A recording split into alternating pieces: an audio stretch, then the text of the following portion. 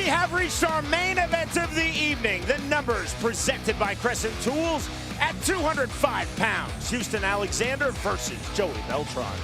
Sean, everything fairly close right here. Beltran a slight reach advantage. I think the main thing is the weight. Houston Alexander 202, but that is a natural weight when you have Joey Beltran coming down from heavyweight.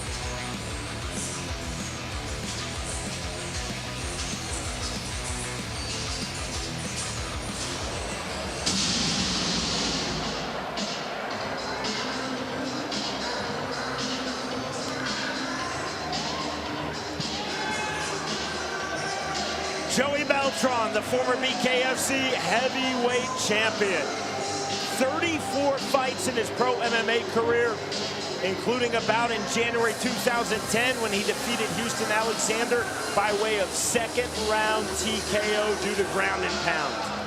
Beltran in pro MMA, 10 fights in the UFC. This is his 10th tonight in BKFC. Beltran said in our fighter meeting, I want to be, quote, fast, first, and then gone. Great saying right there. He feels like he's much more confident, much more experienced than the first time they fought. Feels like he wants to make sure he's dominating in all aspects, inside, outside, everywhere the fight goes. Beltran said, footwork is my key to victory. I'll throw the jab and keep moving throughout. Knowledge and control of the range is what's going to win him this fight, he feels.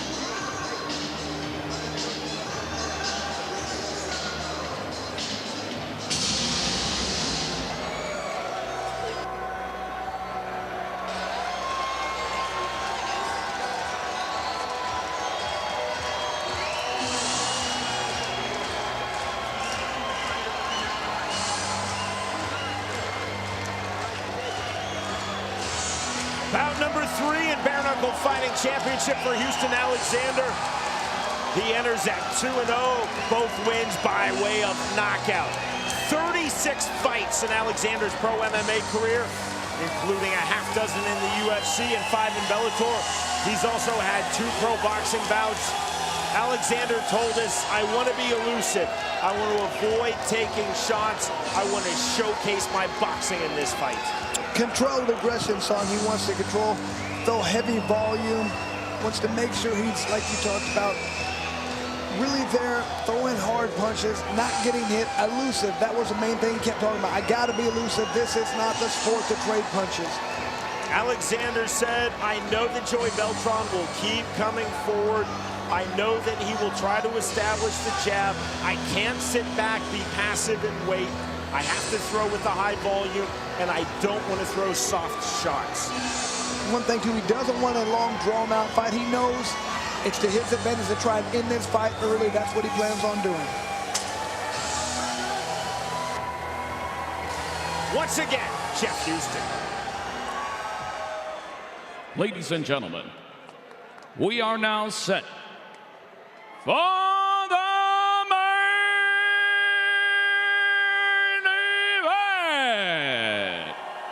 scheduled for 5 2-minute rounds in the cruiserweight division, presented to you by OnlyFans, sanctioned by the Nebraska Athletic Commission, Executive Director Aaron Hendry, Deputy Commissioner Brian Dunn. The 3 judges scoring our main event: Mike Contreras, Jeff Sinnott, Rob Lures. And the third man inside the squared circle, our referee in charge of the action at the bell, Andrew Glenn. And now, with our bare knuckle fans watching live worldwide on the BKFC app from the Liberty First Credit Union Arena, fight fans of Omaha,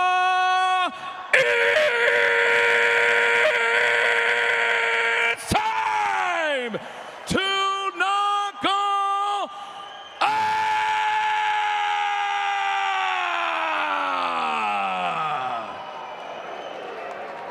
Introducing you first, fighting out of the red corner. Tonight he wears black.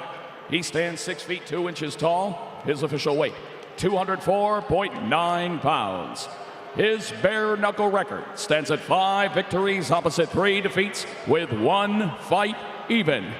He is the former BKFC World Heavyweight Champion, fighting out of Miami, Florida, by way of Carlsbad, California.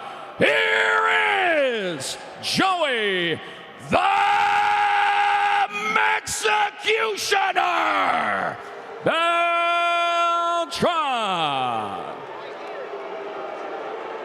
And across the ring, his opponent, fighting out of the blue corner. Tonight he wears black and red. He stands at even 6 feet tall. His official weight, 202.1 pounds. He is undefeated in the squared circle at 2-0. Fighting out of Omaha, Nebraska, by way of East St. Louis, Illinois. Here is the undefeated Houston, the Assassin, Alexander.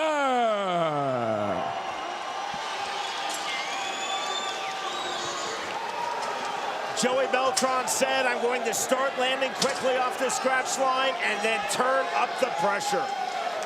Oh, they're starting to go with that shell defense you can see right now, Sean. Round number 1. Black and red trunks for Houston Alexander.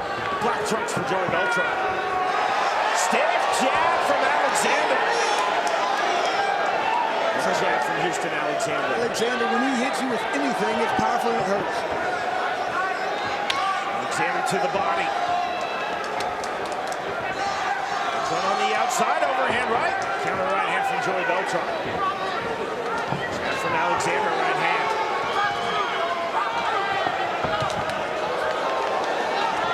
Alexander, another right hand, stepping in off the 1-2. Beltran circling out. You can just see the difference right here. Alexander just staying very nice, slow, patient. Joey Beltran moving a lot.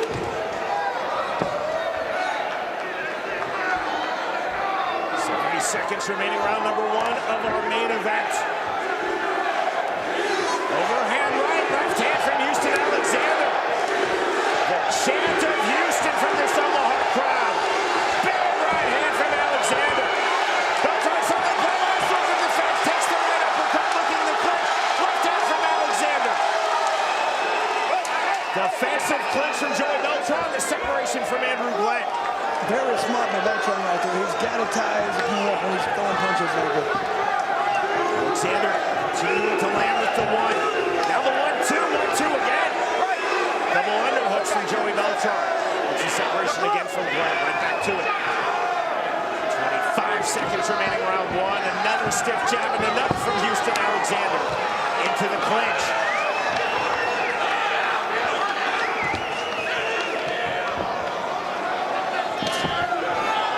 Jab again from Houston Alexander. Houston Alexander, Chris, continuing to be first here in round number 1. Just like that right hand. Overhand right, there is the bell. We move to round 2. That did the most damage of the fight right there. You can see Beltran stumbling off as that fight ended right there. As that round ended, I should say. However, this is nothing new. We've seen several fights that Joey Beltran came back and won that he lost the first round. That breath under control, Joe. Control your breathing right now. The outstanding trainer, Ryan Perez, in the corner of Joey Beltran. Beltran's wife. Beltran, BKFC's champion. And here's the end of that round, it looks like.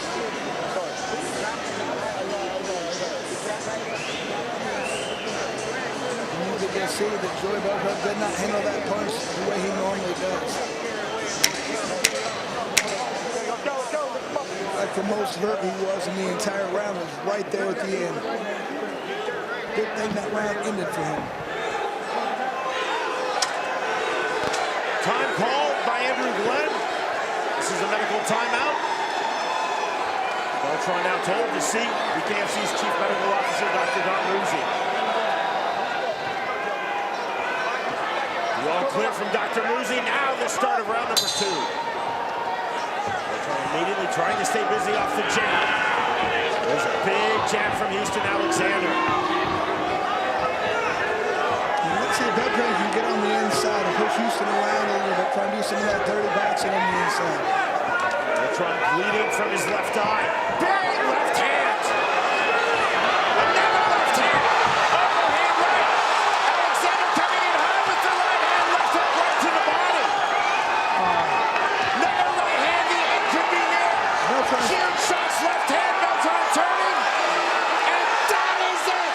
The win from Houston Alexander. He's now 3-0 in BKFC. And Beltran's eye was a mess right there. You could tell he was having trouble seeing out of it. I'm not sure if that's one of the reasons they stopped it, but he was going to have problems from that eye. Chris, when I referee professional boxing, and it holds true now, 2 decades later in BKFC, I was taught, as referees are taught, when a fighter turns their back, that's the equivalent of tapping out in MMA. It is a physical surrender. Watch Joey Beltran at the end of this fight. He completely turns his back. And that was just the jab right there that did some damage. You can see, just like at the end of the first round, another one just right on the same spot that cut his eye open. And see how he turns around right here. That was where he turned his back right there, so that's what you're talking about. And that's immediately recognized by Andrew Glenn for the stoppage. Again, that's essentially, and it's involuntary, I realize, but it's essentially tapping out in MMA. It's called a physical submission amongst referees. MMA is a 360-degree sport. Boxing, bare knuckle, or 180-degree sports. You cannot turn your back to your opponent and continue in a fight. Like you said, there's nothing that says you give up like turning away. Giving up your back is basically doing that. Like you said, the tap out, you turn around, you make yourself defenseless. That guy can still hit you in the night right there. So I understand as soon as he turned like that, the referee was getting ready to jump in. And he might have been ready to stop that anyway, because you can just see from the eye and the way Beltran wasn't handling the punches very well. It seemed like a matter of time till he got hurt. Houston Alexander said, I have no animosity towards Joey Beltran. I'm not seeking revenge for my loss against Beltran in 2010 in pro MMA. But somewhere you would have to think Houston Alexander is thinking to himself, this is a little bit of vengeance for that loss. Quality from Houston Alexander against one of the best fighters in the history of BKFC, Joey Beltran. Here's Jeff Houston. Ladies and gentlemen, our referee in charge, Andrew Glenn, steps in and calls a stop to this fight at 38 seconds into round number 2. For your winner by TKO and still undefeated, Houston, the Assassin, Alexander.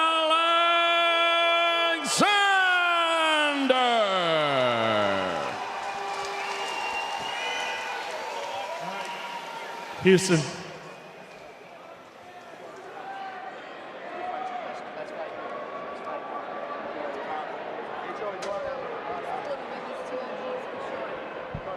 All right, congrats. Big win. Every time we come to Omaha, you show out, man. You're still undefeated in BKFC. Talk about beating a legend like Joey Beltran. First off, Nebraska is in the building. Now, shouts out to Joey. Great competition. He's always been that guy. Yeah. So it was an honor to be in the ring with him. You know, they always say, Houston, we have a problem. Well, Houston, you are the problem for that cruiserweight division. Obviously, we have a new champion, Lorenzo Hunt, but you're undefeated in kind of a shallow division. You got to believe that you're in the conversation for an opportunity with the champ. I'm more than in contention. I want the belt. I want the belt for Nebraska. We're going to bring the belt back to Omaha, Nebraska. Nebraska's in the building. I'm just going to ask you right now, you keep winning here at the BKFC. Who helps you get to this point? Who are the people that get you to these opportunities, that get you through these fights? My family, my friends, and my whole community. And shouts out to everybody all over the world who's always supported me. So community first, everybody. All right, Omaha, let's hear it for your own Houston Alexander. And Houston Alexander just keeps rolling with great offense right there and much improved defense. He is definitely the next contender for that title fight right there. Houston Alexander told us he wanted to showcase his boxing. Indeed, he did. Tight, technical, powerful, getting Beltran to turn his back. Andrew Glenn comes in. That's the end of our main event. The winner by way of second-round TKO, Houston Alexander defeats Joey Beltran. The world's most exciting combat sport, Bare Knuckle Fighting Championship presents BKFC 43, Friday, May 19th. In the main event, the undefeated Houston the Assassin Alexander has been on a tear, but Jeremy Pitbull Smith looks to hand him his first defeat. Also see Dakota Cochrane fight Noah Cutter, Jade Wong versus Taylor Killer B. Starling, plus many more bare knuckle fights. Watch it live on the BKFC app. Download it now at bkfc.com.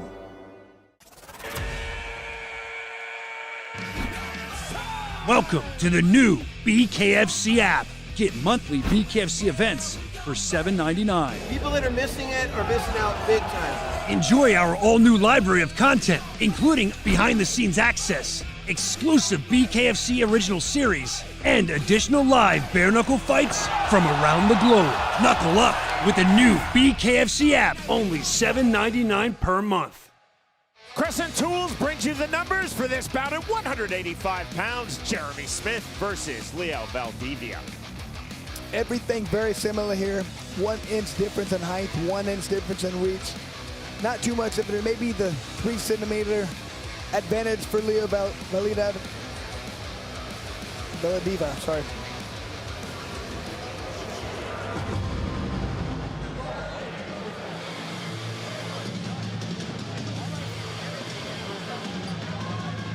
Draped in the flag of his native Nicaragua, now based in very nearby Miami, Florida. Leo Valdivia in his BKFC debut. Valdivia, veteran of 9 pro MMA bouts, 15 in pro kickboxing, which includes 6 in the late, maybe great Chuck Norris World Combat League. It was at least fun, Chris. Valdivia told us he wants to keep moving on angles in our fighter meeting. He said, I want to attack quickly to the inside, then angle out, slip punches rather than block punches. Like you said there, Valdivia really talked about that in and out. Has that karate motion right there, so he wants to be in, out, doesn't want to be in the mid-range. Valdivia said of his opponents in this light heavyweight bout, the South African Jeremy Smith, he's a brawler, he's tough, he can take shots, he has excellent cardio, but I think he can open up and get wild. I have to make him pay every time he misses. I'm naturally right-handed. I will keep switching stances so that I can find a home for my jab. If it doesn't work from ortho, I will make him work from southpaw.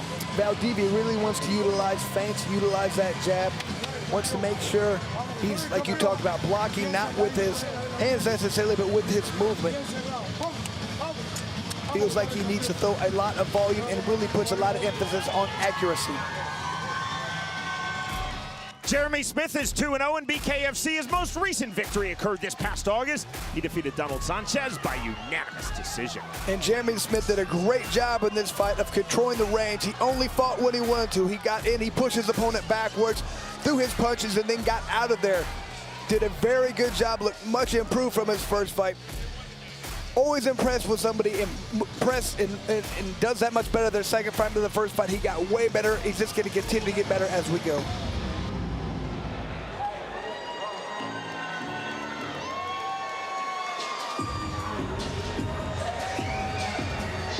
Draped in the flag of his native South Africa, the fighter from Johannesburg, Jeremy Smith. Overall, this is his 4th bout in the sport of bare knuckle, 3rd promotionally in BKFC. He's also had 18 pro mixed martial arts fights. Smith told us he wants to utilize constant pressure in this fight. He said, I want to make the ring very small for Leo Valdivia. The way he wants to do that, he said he's not going to follow his opponent. He's going to follow his opponent's hips, get right in front of him, cut off the ring in that manner. Smith used the word hurting. He said it will be hurting rather than chasing as I close down Leo Valdivia. And Smith said, once I'm inside, I will stay inside. And that was a great point he made. He doesn't want to pay every time he has to get close, take a shot or two. Once he's in there, he's going to stay in there and make his opponent earn that stand-up or way to get apart. Smith also said, I cannot let Valdivia establish his outside striking. I cannot let him dictate the rhythm of this fight from the outside. I have to control from the inside. Once again, Jeff Houston.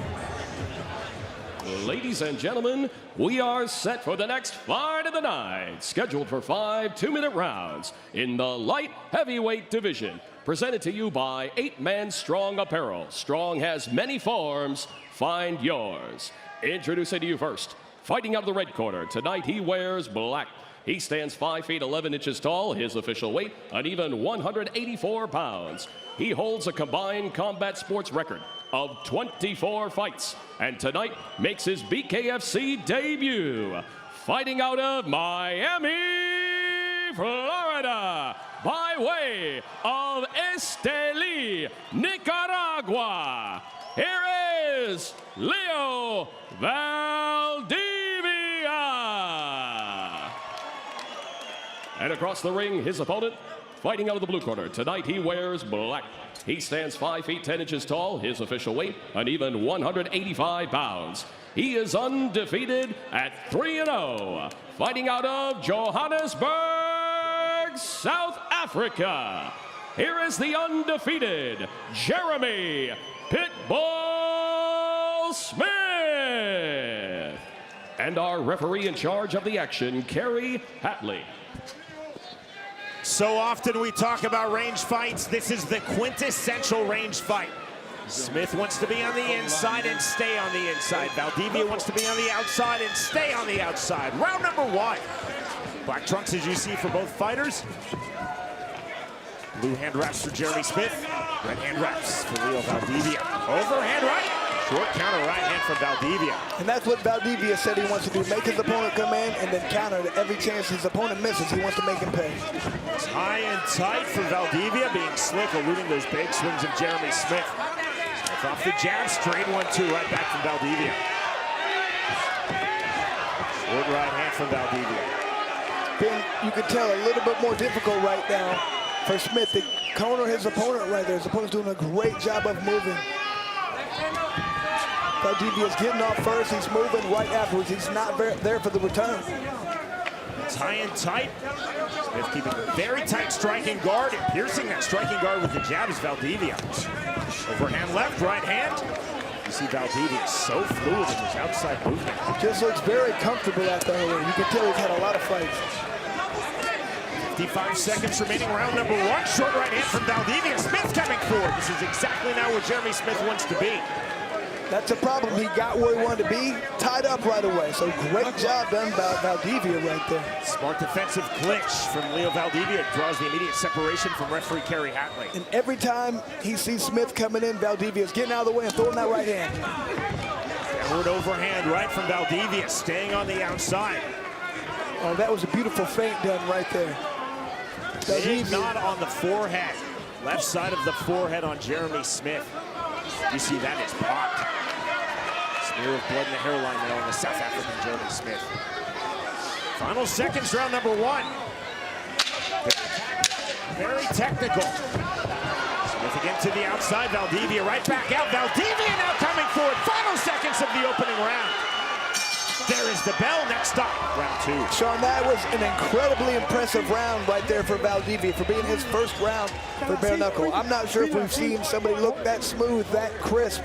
Had a game plan and really did it perfectly right there. Every time Smith stepped forward, Valdivia jumped back and threw that right hand. That was a great job.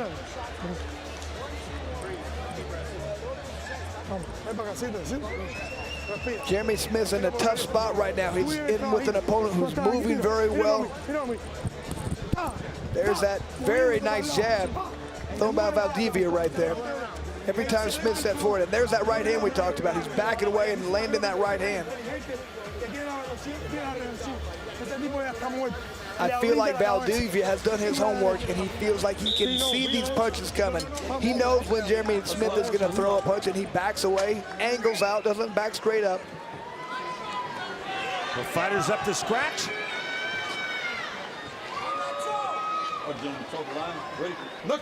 Round number 2. Dribbling the jab, trying to enter is Jeremy Smith. 1-2 from Valdivia, and again circles out.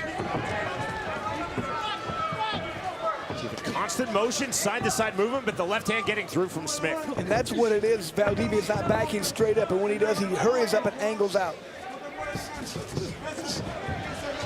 Forward pressure from Jeremy Smith. Smith slightly turning up the temperature here to start round number 2 from what we saw from him in round 1. The problem is, as Jeremy Smith continues to step up the pressure, Valdivia continues to counter him every time he steps forward. He's making him pay.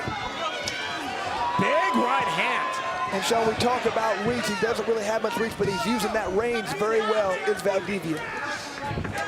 Valdivia landed that right jab from the southpaw stance, switching back ortho. Staying in the orthodox stance is Leo Valdivia. Smith again to the inside. Spins out Valdivia. Smith single-minded, hands high and tight, trying to walk forward and walk down Leo Valdivia. Problem is his hands are in great position, high and tight, but with no gloves on, those punches are still getting through for Valdivia. Those jabs, those twos. Just like that, the jab on cue. Bigger swings now from Smith. That's just beautiful outside movement from Valdivia. And you can tell the way Smith's coming forward. This is tiring. The way he continues to throw punches and miss, that will wear you down. With the hook to the body on the double overhooks. Defensive clinch, that draws the break from Kerry Hatton. Smart again from Leo Valdivia. 20 seconds remaining, round 2 of this light heavyweight bout. Straight 1-2 from Valdivia. Smith again off the jab. The jab quite there for Jeremy Smith. Swing and a miss with the hook to the body from Smith. Valdivia staying fluid, staying effectively on his bike. We are through 2 rounds. I felt like in that last little exchange right there, Jeremy Smith threw a couple punches right there. Valdivia was able to move. You just saw a look of frustration in Jeremy Smith's face. He kind of blew out and exhaled and just kind of looked over and went, man, he's not there still. No. Ven para acá, siéntate, tranquilito, respira. Escúchame una cosa, en lo que ellos están preocupados, en cómo te van a dar, tú tienes que hacer porque no te den. Estás trabajando y ganando toda la vida. Outboxing you. You can't box him. He's too fast for you. Get him on the fucking rope and dogfight his ass. Walk him down with your fucking hands up and put him against the rope and beat his ass. Do not sit in the ring and play punch for punch with him. They're gonna run around for 5 fucking rounds. Here.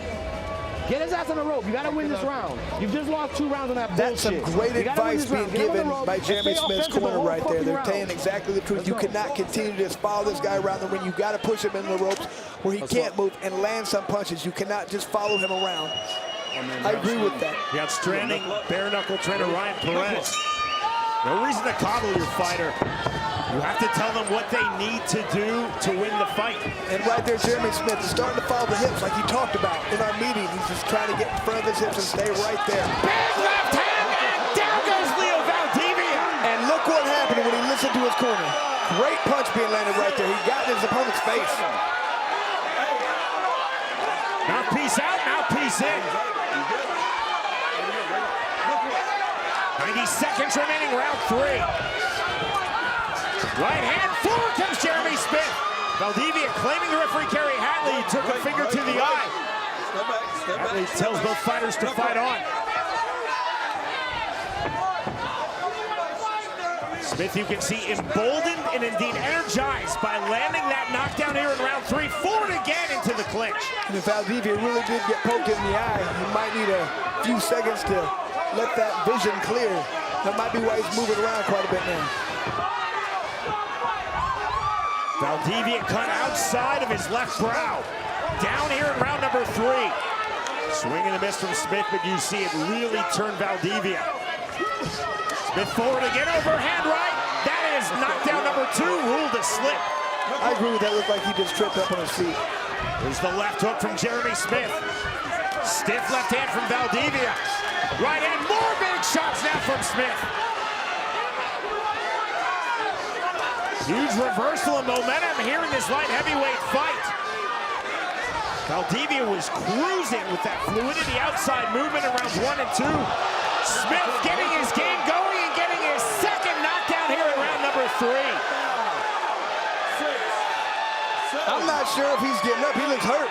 Now peace out, the count of 10, and the come from behind win for Jeremy Smith. Smith. Just listened to his corner right there, told him exactly what he needed to hear. He probably lost those first 2 rounds, Sean. Listened to his corner, came out there, made the adjustments on the fly, got the knockout. Great victory right there for Jimmie Smith.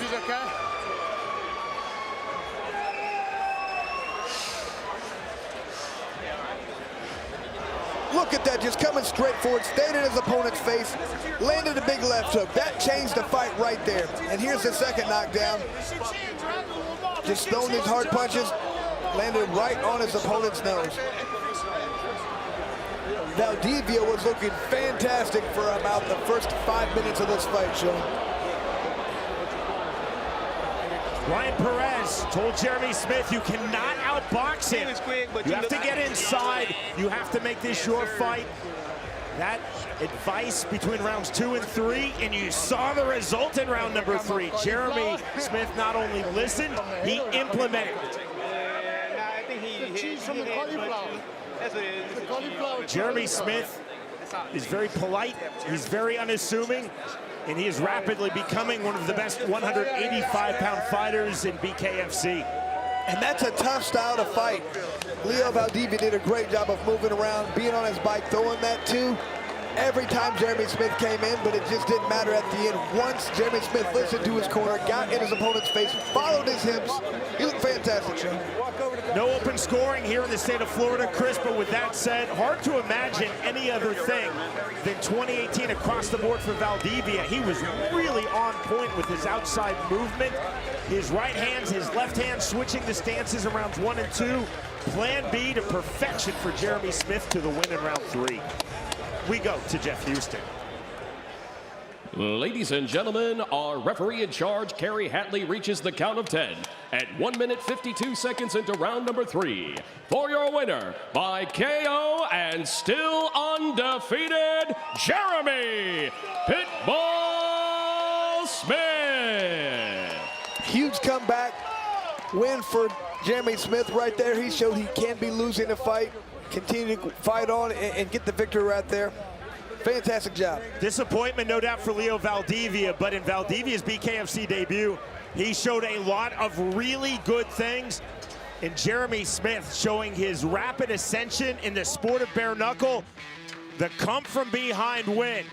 Valdivia seeing things going his way in rounds 1 and 2, and that thudding left hand changed everything in round number 3. The winner by way of 3rd round KO, Jimmie Smith defeats Leo Valdivia.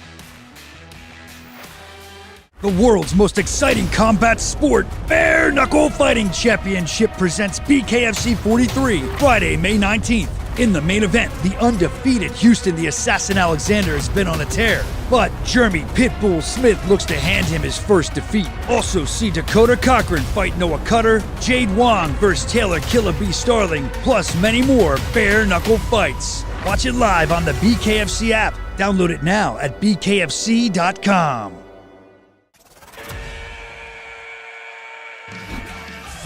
Welcome to the new BKFC app. Get monthly BKFC events for $7.99. People that are missing it are missing out big time. Enjoy our all-new library of content, including behind-the-scenes access, exclusive BKFC original series, and additional live bare-knuckle fights from around the globe. Knuckle up with the new BKFC app, only $7.99 per month. Ryan Braun versus Jet Jones, the numbers presented by Crescent Tools.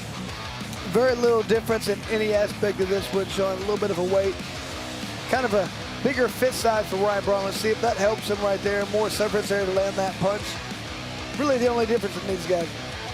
A little bit of a height advantage, I guess, for Jet.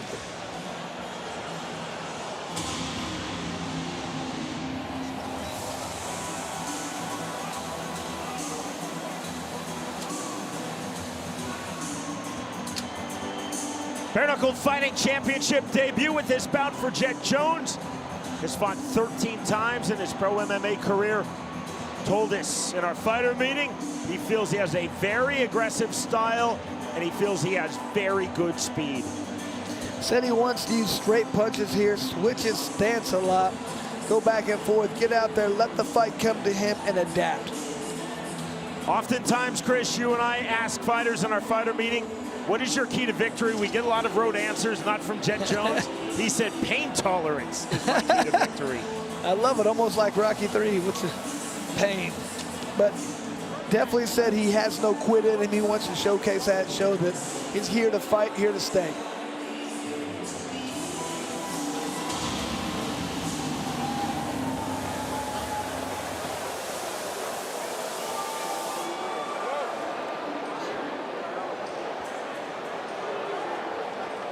BKFC debut for Ryan Braun. 35 fights in his pro MMA career. Wrestled at the NAIA level at Dakota Wesleyan University. No surprise then, wrestling for a very good NAIA program that Braun said, I want to get into the clinch, set a high forward pressure pace, and then control and ultimately dominate my opponent, Jet Jones, in the clinch. Sean, he had my favorite answer for I said, why do you want to do bare knuckle? He said, this looks like fun, it's exciting, I want to be in a fight. So anybody who's a real fighter, and that's what they say. So I love that right there. He said his style, he's very heavy-handed, loves to mix it up out there. Focus on really getting back to his basics, basic boxing, but he also wants to get inside and utilize that clinch. Braun said of Jet Jones, I think he's going to plant his feet and swing big for the knockout, but I think in doing so, he is very hittable. Being hittable, he wants to get a very good start here, keep his opponent on his heels. If he can back him up, he feel like that's his best chance. Once again, Jeff Houston. Ladies and gentlemen, we are set for the next fight of the night. Scheduled for 5 2-minute rounds in the cruiserweight division. Presented to you by 8-Man Strong Apparel. Strong has many forms. Find yours. Introducing to you first, fighting out of the red corner. Tonight he wears maroon trimmed in black. He stands 6 feet 2 inches tall. His official weight, 197.8 pounds. He is an MMA veteran of 13 fights, and tonight makes his bare knuckle debut. Fighting out of Kansas City, Kansas. Here is Jet Bam Bam Jones. And across the ring, his opponent fighting out of the blue corner. Tonight he wears black. He stands 5 feet 11 inches tall. His official weight, 203.2 pounds. He himself is an MMA veteran of 24 fights, and also tonight makes his bare knuckle debut. Fighting out of Valley, Nebraska. Here is Ryan Battle Ready Braun.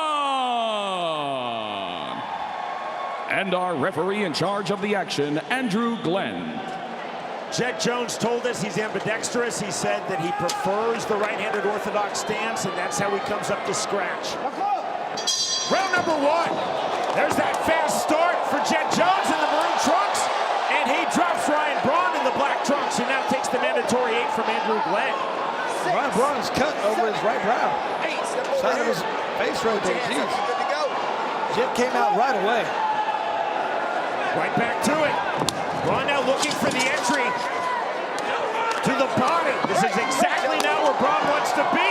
And a big right hand literally running forward into the pocket, Jet Jones. Jet Jones came to fight tonight, Sean. Step back, step back. Turn, there's this separation with some difficulty for Andrew Glenn. Fast start for Jet Jones. Left hand, right hand, back into the clinch goes Ryan Braun. Big uppercuts, those are ferocious shots. Right hand, Jones now circling out. Back to the inside, single-mindedly comes Ryan Braun. That'll be ruled a slip. Good Andrew Glenn on the soft warning. Tell Ryan Braun, watch your head on the entry. Short right hand, rear right uppercut from Jones in the clinch. Ferocious pace to this cruiserweight fight. 45 seconds remaining, round 1. Off the jab, right hand. Huge right hand, and down goes Jet Jones. And the doctor ran right in. The come from behind victory for Ryan Braun.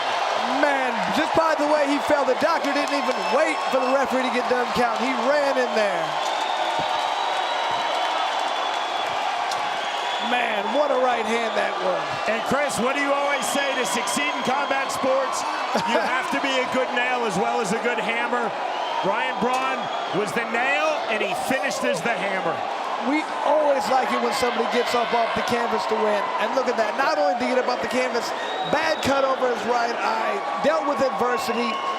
That fight means so much more to a person when you actually able to accomplish something after you deal with adversity. So that was a great job for Braun. Looked fantastic out there. Shows power, shows poise. Here it is. Here's that big price weight.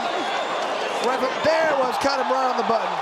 Look how the way his opponent fell. Straight back. Inside. His first one missed. It was that second right hand. And you can just see the look in Jet's eyes right there. He's just not exactly sure what's happening. Phenomenal start to this fight for Jet Jones. Dropping Ryan Braun, cutting him outside of his right brow. Jones pushing forward relentlessly. Again, you see this start off of the scratch line. And just comes out right away throwing hard punches. Look at that, good left hand landed right there. Cut his opponent over with the right eye.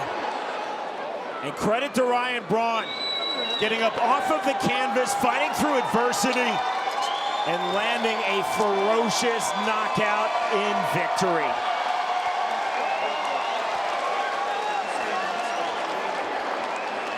We thought that would be a fun fight. That was a very fun fight.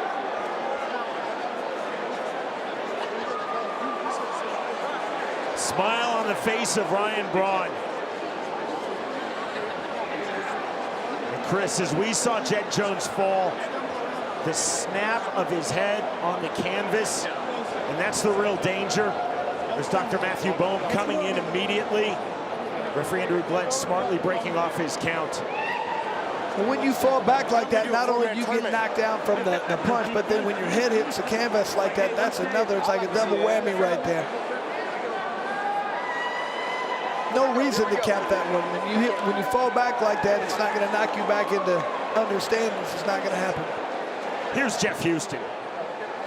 Ladies and gentlemen, our ringside doctor steps in and calls a stop to this fight at 1 minute 27 seconds into round number 1 for your winner by KO, Ryan Battle Ready Braun.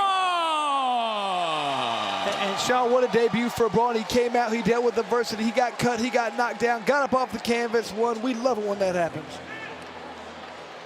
Jet Jones recording the knockdown, and then Ryan Braun recording the knockout with that thudding right hand. The winner by way of first round KO, Ryan Braun defeats Jet Jones. The world's most exciting combat sport, Bare Knuckle Fighting Championship presents BKFC 43, Friday, May 19th. In the main event, the undefeated Houston the Assassin Alexander has been on a tear, but Jeremy Pitbull Smith looks to hand him his first defeat. Also see Dakota Cochrane fight Noah Cutter, Jade Wong versus Taylor Killer B. Starling, plus many more bare knuckle fights. Watch it live on the BKFC app. Download it now at bkfc.com.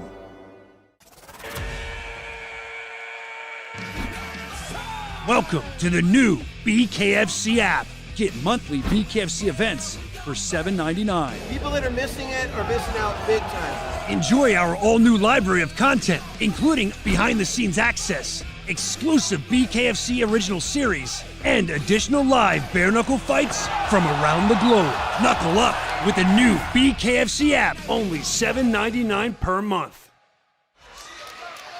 Ladies and gentlemen, we are set for the next fight of the night. Scheduled for 5 2-minute rounds in the women's flyweight division. Presented to you by betonline.ag. Introducing to you first, fighting out of the red corner. Tonight she wears white and black. She stands 5 feet 5 inches tall. Her official weight, 121.7 pounds. She is a veteran of 13 professional MMA fights. And tonight she makes her bare knuckle debut.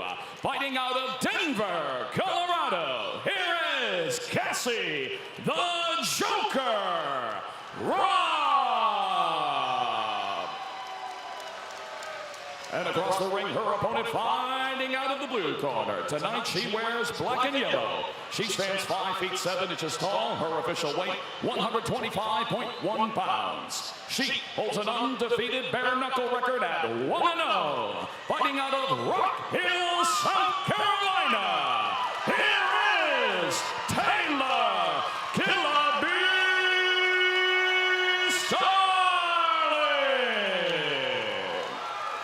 And our referee in charge of the action, Andrew Glenn. Taylor Starling told us, Chris, in our fighter meeting against Charissa Segal in my win in February at Knucklemania, I proved my toughness. Tonight against Cassie Robb, I want to prove my skill set. All right, ladies, toe the line. The fighters towing the line. Knuckle up. Round number 1. Big shots to start from Taylor Starling in the black and yellow. Cassandra Robb in the white and black and holding on. Again, there's friendship, and it does not matter. This is a barrage of punches from Taylor Starling. And I love the quick finish. Very smart by starting off and jumping on your opponent who's never had a bare knuckle fight. Robb to work. This is an onslaught. Robb taking a tremendous amount of punishment, and that is it. Just like that, a huge first-round win for Taylor Starling. Exactly what she should have jumped all over from the beginning. Robb should have taken a knee, but she did not, so she just continued to take the beating. The Killer Bee was all over. She's really embracing this sport and loves it right now. Chris, you made such an excellent point. We've seen that repeatedly from MMA fighters in bare knuckle who have no boxing experience. Boxers are taught take a knee in that situation, but that goes against every instinct as an MMA fighter. And you have to understand that. You have to know going in. You have to understand the difference in what sport this is. This isn't MMA. This isn't boxing. This is bare knuckle. Here it is, right from the beginning. We're going to show the whole thing. Just all over her, right, left, just swarming her opponent. Her opponent couldn't even grab. Like, you were allowed to clinch. She did it right there. You got to really grab those arms. She wasn't able to. And after that, she was done. Right about now, you should have just said, okay, I'm in trouble. Take that knee, get your 8 count, and regroup. The Killer Bee was exactly what she should have been right there, just swarming. See how I said that? Swarming like a bee. That's a great stoppage by referee Andrew Glenn. Cassie Robb just simply had no answers to that onslaught of punches from Taylor Starling. Absolutely. And look at that look on her face. She's loving this right here. She loves the home she's found at BKFC. And if she's going to put on performances like that, she's going to be here for a long time.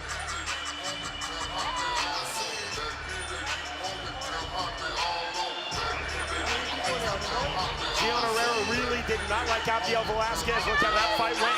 Taylor Starling really likes Cassie Robb. Look how that fight went. Well, it just goes to show you don't have to dislike the person. Like, they'll probably have a drink together after the fight. It is what it is. Sometimes you have to fight your friends. That is a big momentum continuing and indeed building win for Taylor Starling. This time her eyes not swollen shut afterwards either. Chris, in 2 fights, Taylor Starling has emerged as someone really to watch now in BKFC's women's 125-pound division. To Jeff Houston we go. Ladies and gentlemen, our referee in charge, Andrew Glenn, steps in and calls a stop to the fight at 28 seconds into round number 1 for your winner by TKO, Taylor Killer B. Starling. And just look at that enthusiasm after a great fight. She's feeling she's coming into her own. Went out there and took care of business exactly like she needed to. Swarmed on her opponent and didn't give her a chance to breathe. Here's Brian Sosha with the winner.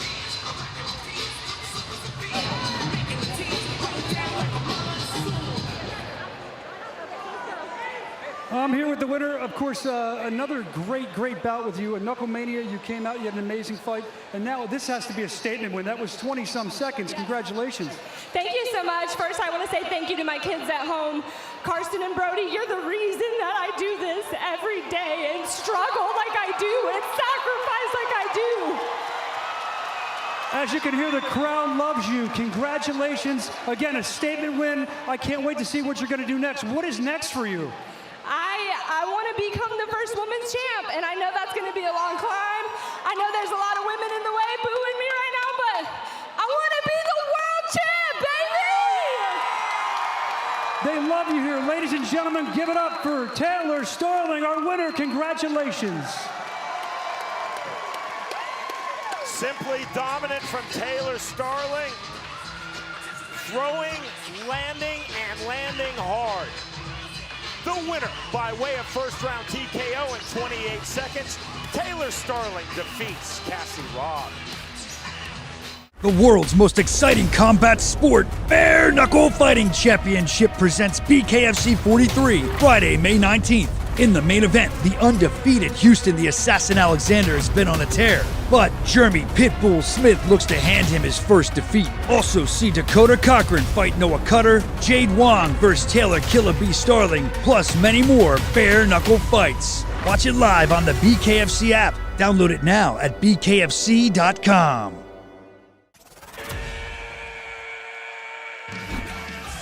Welcome to the new BKFC app. Get monthly BKFC events for $7.99. People that are missing it are missing out big time. Enjoy our all-new library of content, including behind-the-scenes access, exclusive BKFC original series, and additional live bare-knuckle fights from around the globe.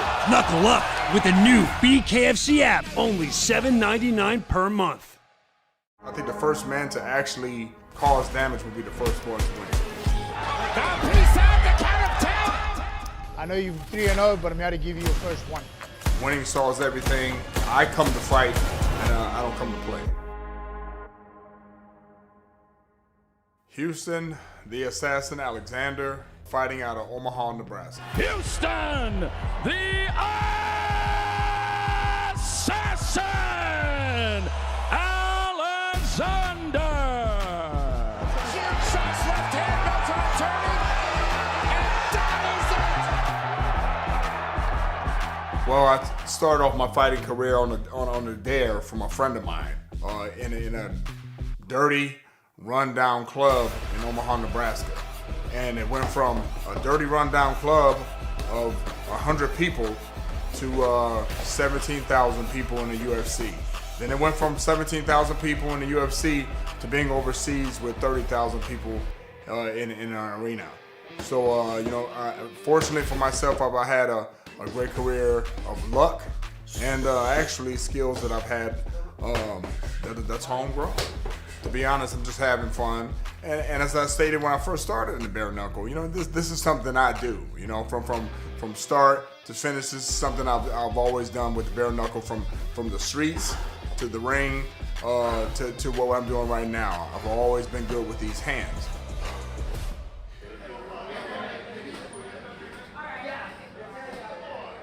My name is Jeremy the Pitbull Smith, fighting out of Sunrise, Florida. Come originally from Johannesburg, South Africa. I'm 38 now. I know Houston's 51. He's been dominating the guys. Obviously, three knockouts in a row. I've got 2 knockouts out of my 3 wins. So this is definitely going to be a high-paced fight. Jeremy Pitbull Smith. good left hand on the inside from Smith, and down goes Davian Green. Smith getting his game going and getting his second knockdown here in round number 3. I'm not going to be intimidated by anybody that I'm going to fight. I'm a fighter. I'm also coming to fight. I can't be intimidated by him. I can't be intimidated by anybody. I'm here to fight, and so is he. I think I can beat Houston Alexander just purely because of my pressure. I hit harder. I think my fitness is a big part in this. The amount of pressure I put on, and it's my time. This is my time to win. I need this victory, and I'm here to get it. Come on over here. Ladies and gentlemen, my name is Houston Alexander, and we are with the Culture Shot School Tour, and we are here to teach you about the hip-hop culture. Does anybody here at Pawnee know anything about the hip-hop culture? Come here, come on up here. You know, it's always great to have the support of your hometown. And literally, Omaha, Nebraska became my hometown as soon as I moved here from East St. Louis. So I think from all the community work I've done, from all the family, the friends, and all the people that I've dealt with over the years, I've tried to be a stand-up guy. And so I think being a stand-up guy in your own neighborhood and being a stand-up guy in your own community, I think that goes a long way. So when my name is mentioned, hopefully it's not mentioned with a lot of hate. It's mentioned with a lot of love. So, you know, because I show my community love, you know, I expect it back. I'm never out here fighting for me. I'm always fighting for you guys. So I appreciate everybody that came out to see me, the supporters and the haters. We appreciate you. Houston's got a very good style. He's got a very, very hard right hand. So I got to watch that, just focus on getting inside, getting out and not getting hit. Staying there, pressure, obviously not exchanging too much and not getting caught with anything stupid. Keep my hands nice and high, keep them tight and just applying pressure on him. So I know he's been around the game for a long time and so have I. So that's why I think this is actually stylistically, this is a great fight. Both of us fight, both of us come to fight, both of us hit hard, both of us love fighting. So like I still saw in one of his other interviews, he says, I'm just here to have fun. And you know what, at the end of the day, fighting is fun. That's why we do it. No disrespect to any of the fighters or even my opponent, Jeremy Smith. With my mentality, and it's always been that, I don't like losing. With me being in the ring, I always think that I'm going to win. Whether it be a knockout, whether it be submission, any means necessary type of winning style, that's what I'm going for. So that's how I know I'm going to win, because I want to win by any means necessary. Houston, it's an honor to fight you, but I'm here to get a victory. I'm here to take the win from you. I know you're 3-0, but I'm here to give you your first one.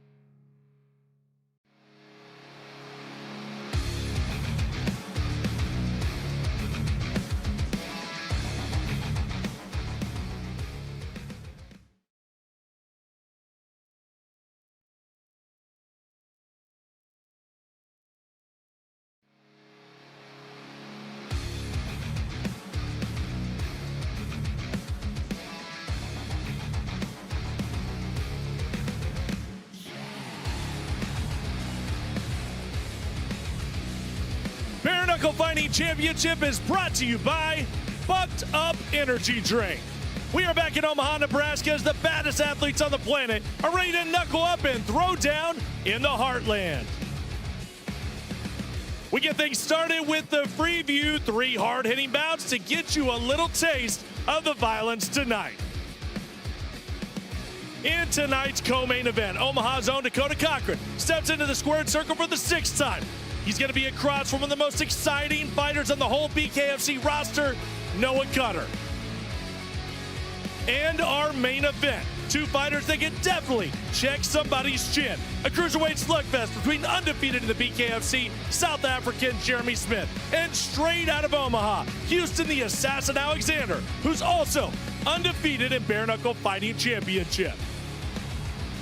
And welcome to Liberty First Credit Union Arena here in Omaha. Yes, indeed, we are back. Every time we roll the BKFC train into Omaha, we always leave with incredible highlights. We expect to do the same tonight. That being said, we are in the Freeview. We are giving you that little taste because, listen, it doesn't take long to get you hooked. To get you the full event, it's all on the official BKFC app. Very simple. Go download it. $7.99 is going to get you tonight's full event. Not to mention, it's going to get you June 9th in Great Falls, Montana, as well as all of our archive footage, including all of our events like BKFC 41 from Denver, Colorado. It's all right on the BKFC app. You can get merch there. You can get tickets. Everything's on the app. Why don't you have the app yet? You definitely should have the BKFC app. And folks, yes, we are in the Freeview, but the fighters are getting ready to make the walk and toe the line here in Omaha. So let's send it down to our commentary team. We got Sean Wheelock, we got Chris Lytle. First up, Sean, when you take a look at this main event, I don't know about you, but I think dogs, I think warriors, Houston Alexander, Jimmie Smith. This is one to watch. Absolutely, Cyrus. A really intriguing main event in BKFC's stacked cruiserweight division. Houston Alexander and Jimmie Smith, a combined 6-0 with 5 finishes in BKFC. In our fighter meeting, Houston Alexander said, look, I know we're both really aggressive fighters. Alexander said, for me, and I agree with him on this, Cyrus, this will come down to who is not more aggressive, but who fights the smarter fight. It's going to be fun to watch. That's our main event tonight here at BKFC 43. But let's talk about the whole card, and let's talk about the odds. Chris, listen, it's always a little bit more fun if you got a little cheese on it. So when you take a look at the odds, what sticks out to you?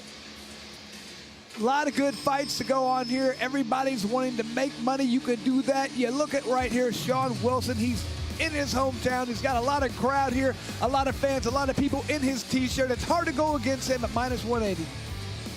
Well, listen, if you want to get hooked up tonight, DraftKings has got you covered. It's a $50 bonus bet for new customers with a $5 deposit or more. Scan the QR code. It's right there on your screen. Put in BKFC 43, and you are good to go. Let's take a look at the rules of BKFC, brought to you by Mitt 45. All fights scheduled for 5 2-minute rounds. Fights are scored by 3 judges on a 10-point must system. Hand wraps must be at least 1 inch below the bare knuckles. Punching in the clinch is allowed. No 3 knockdown rule. No being saved by the bell in any round. No kicks, knees, elbows, takedowns, or submissions. And now let's go to your first Crescent Tools. Tell the tape. We open tonight here in Omaha, Nebraska with a bout in the featherweight division. TJ Benson versus Corey Roberts. And if you look here, Sean, there is a 3-inch height difference for TJ Benson. However, only a 1-inch reach advantage. I feel like that's more important. Not too much of a difference in this tail of the tape. Probably more about who's going to come out here, execute game plan, is going to win this fight.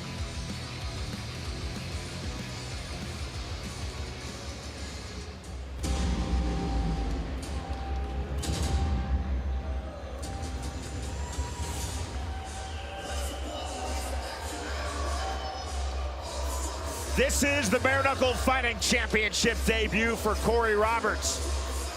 He's a veteran of 4 bouts in pro boxing, 9 in pro MMA, including professional mixed martial arts fight April 2015, when he faced his opponent in tonight's BKFC featherweight bout, TJ Benson. In that bout, April of 2015 in pro MMA, it was TJ Benson defeating Corey Roberts by way of 2nd round submission. After that fight, the 2 formed a friendship. Benson wound up becoming Roberts' grappling coach.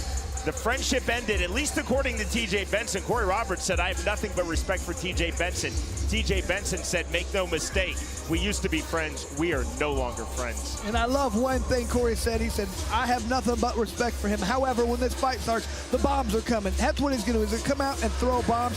He says he's either going to get the KO or he's getting KO'd. Roberts also said in our fighter meeting, I want to jab my way to the inside, fight in the pocket, not in the clinch, and once I'm on the inside, stay on the inside. Has a game plan, wants to feel it out early, box. Then he said he wants to increase the power and step it up as the fight goes on.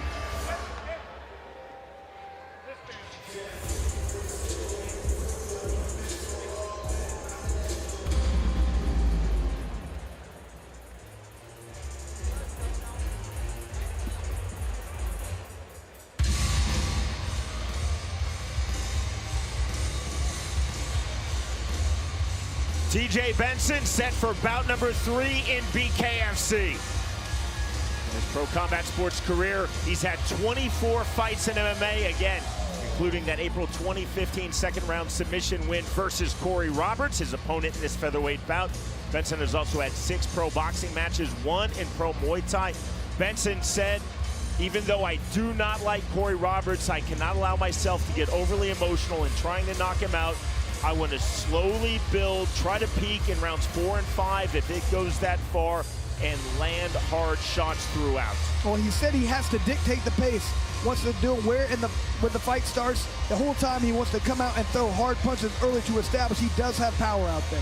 Benson said, I know that Corey Roberts will throw a lot of body shots. Benson said, I don't think Roberts has huge power, but he will target my body. Because of that, I have to lower my stance. Said he wants to get in there, wear his opponent down, and as he wears him down, then he can start to pick him apart. He knows he's dangerous early, wear him down, that's when he starts to really pick the body apart himself. Definitely wants to do a lot of damage. He said he has to watch out for hooks, overhands, wants to protect his body like you talked about. He knows his opponent thinks he has a weak body. That's what he's got to protect the most time. But wear his opponent down, push him around. Take this, the longer it goes, the better for TJ Benson. Benson also said in our fighter meeting, while I don't want to be emotional, I don't want to be reckless, I do want to be aggressive. I want to slowly and methodically start to walk down Corey Roberts in round number 1 and then progressively turn up the temperature as this fight goes on. And Sean, you have to love the fact that this is a grudge match in a way. These guys have already fought. So TJ, he's already won this. So you know Roberts has a lot of, he wants to get that back. He talked about that. He said he's lost one. It's been bothering him for years. It's been 9 years. You know that bothers you for that long. You get a chance for redemption. This is his time. That's what you got to love about this fight. Starting off the very first fight of the night, a grudge match. You can't beat that. Corey Roberts was extremely earnest when we were speaking. He said, my goal ultimately is to get the fight of the night, even if that means I get knocked out. He said, I want an exciting fight. I want to throw down. If I knock out TJ Benson, great. If I get knocked out, so be it, as long as it's a really memorable, entertaining fight. When you come in with that mindset, Sean, it's hard not to put on a good fight. If you go out there and you just wing punches, I mean, it's usually going to be entertaining for the crowd, and it's going to be a fun fight. You might not always be the best strategy for a long career, but hey, shooting star, go out there, go out in a blaze of glory, or put on a great fight. I'm excited to watch it. First fight of the night, that's the tone we want to set right from the beginning. Moments away from starting our opening bout of the night, and we will conclude this evening with our main event. OnlyFans gives you our back-of-the-house look at Houston Alexander. Enters 3-0 in BKFC, all 3 wins by way of knockout. Tonight's cruiserweight main event, he will be facing the South African Jeremy Smith, who enters 3-0 in BKFC with 2 of those 3 wins by way of finish. That is our main event. It's BKFC 43, coming to you from one of the best fight cities in the United States, Omaha, Nebraska. To get us started, we send it to Jeff Houston. Ladies and gentlemen, a very good evening to you and welcome to the Liberty First Credit Union Arena here in Omaha, Nebraska. And we welcome you to BKFC 43. R for review 43. R for review games tonight. 5 2-minute rounds in middleweight division. Presented to you by Fubo TV. Watch live sports and TV without cable, including BKFC on Fubo TV. Start your 7-day free trial at FuboTV.com. Introducing you first. Out of the red corner, tonight he wears black and white. He stands 5 feet 6 inches tall. The weight, 144.8 pounds. He holds a combined combat sports record of 13 fights.